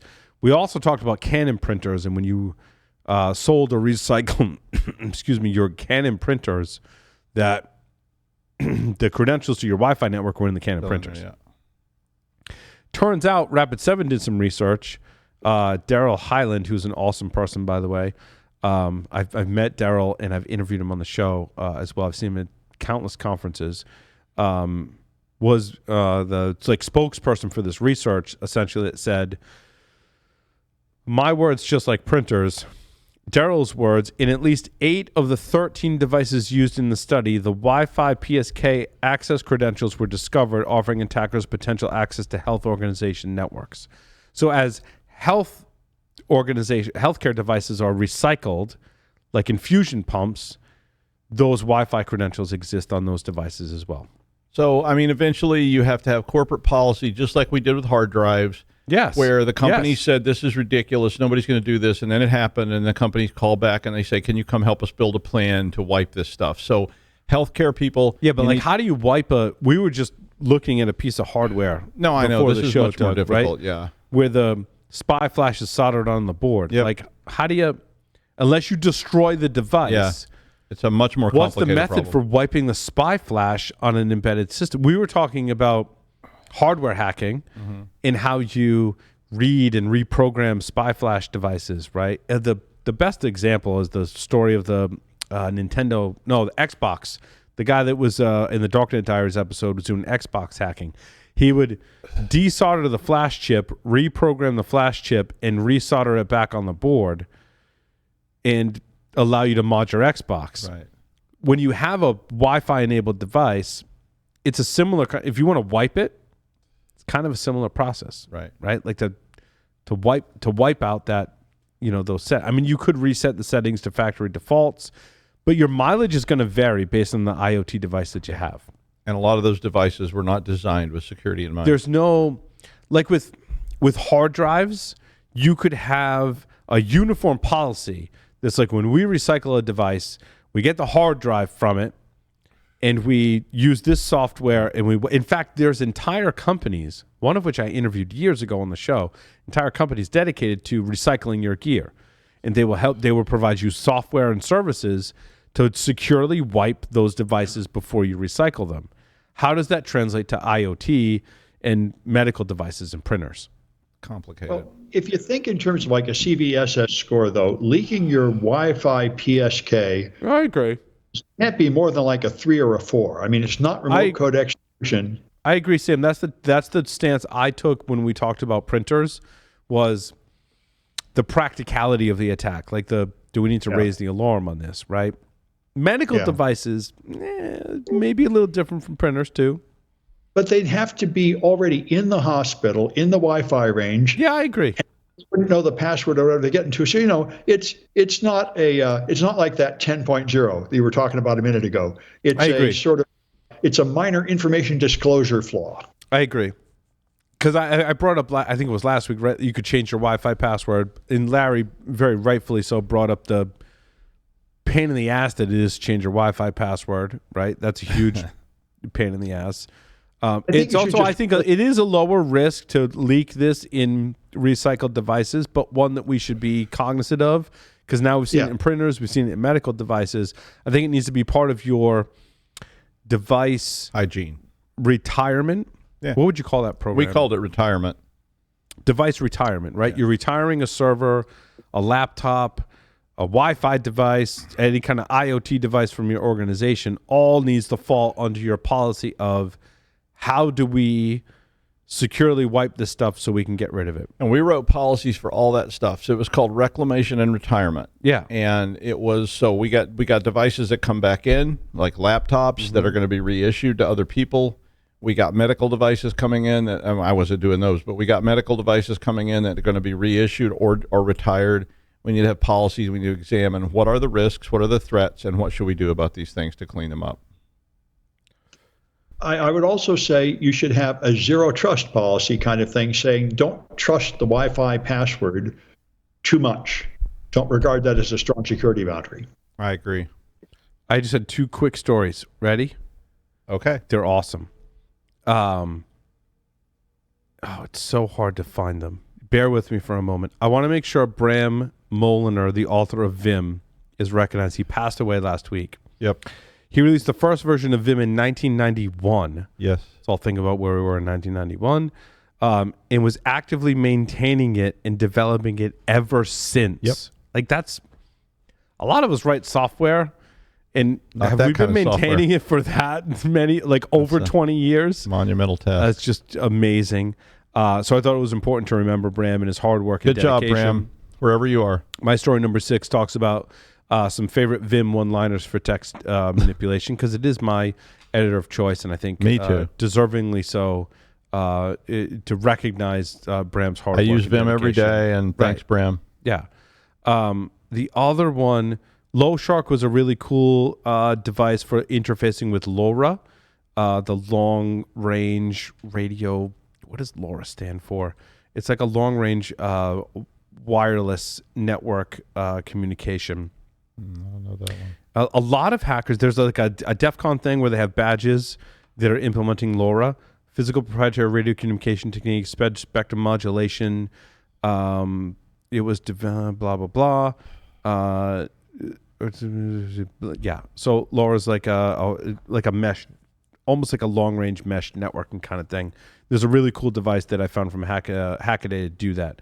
The other Hackaday project, the last one, I'm pretty sure it's the last one. I'm 99% sure it's the last one. It's a Raspberry Pi lightsaber that the article says puts the force in your hands, Doug. This project is awesome. I'm sure you'll have one soon. Raspberry Pi RP 2040 is the board that powers this. It allows you to change the color of the lightsaber. It uses LED lighting and a 3D printed, what do you call the hilt? Hilt, thank you. A 3D printed hilt that you can 3D print on your own. They also recommend that you can take the plans, which are open source. What do they call the plans for 3D printing? There's a name for those. The STL file. You can take that and you can go to like a online place. Yep. And say, hey, here's my SEL. Can you print this for me? And it's like, I don't know, $20. Yeah. And you get like a really cool hilt. Like I paid ridiculous amounts of money for my Disney lightsabers that we saw built. those, yeah. Oh my God. And they use NFC inside of those and all kinds of stuff. But this one you can print on your own for way less money than I think you would pay at Disney. There's a YouTube video, just like hardware hacking project. So friggin' cool.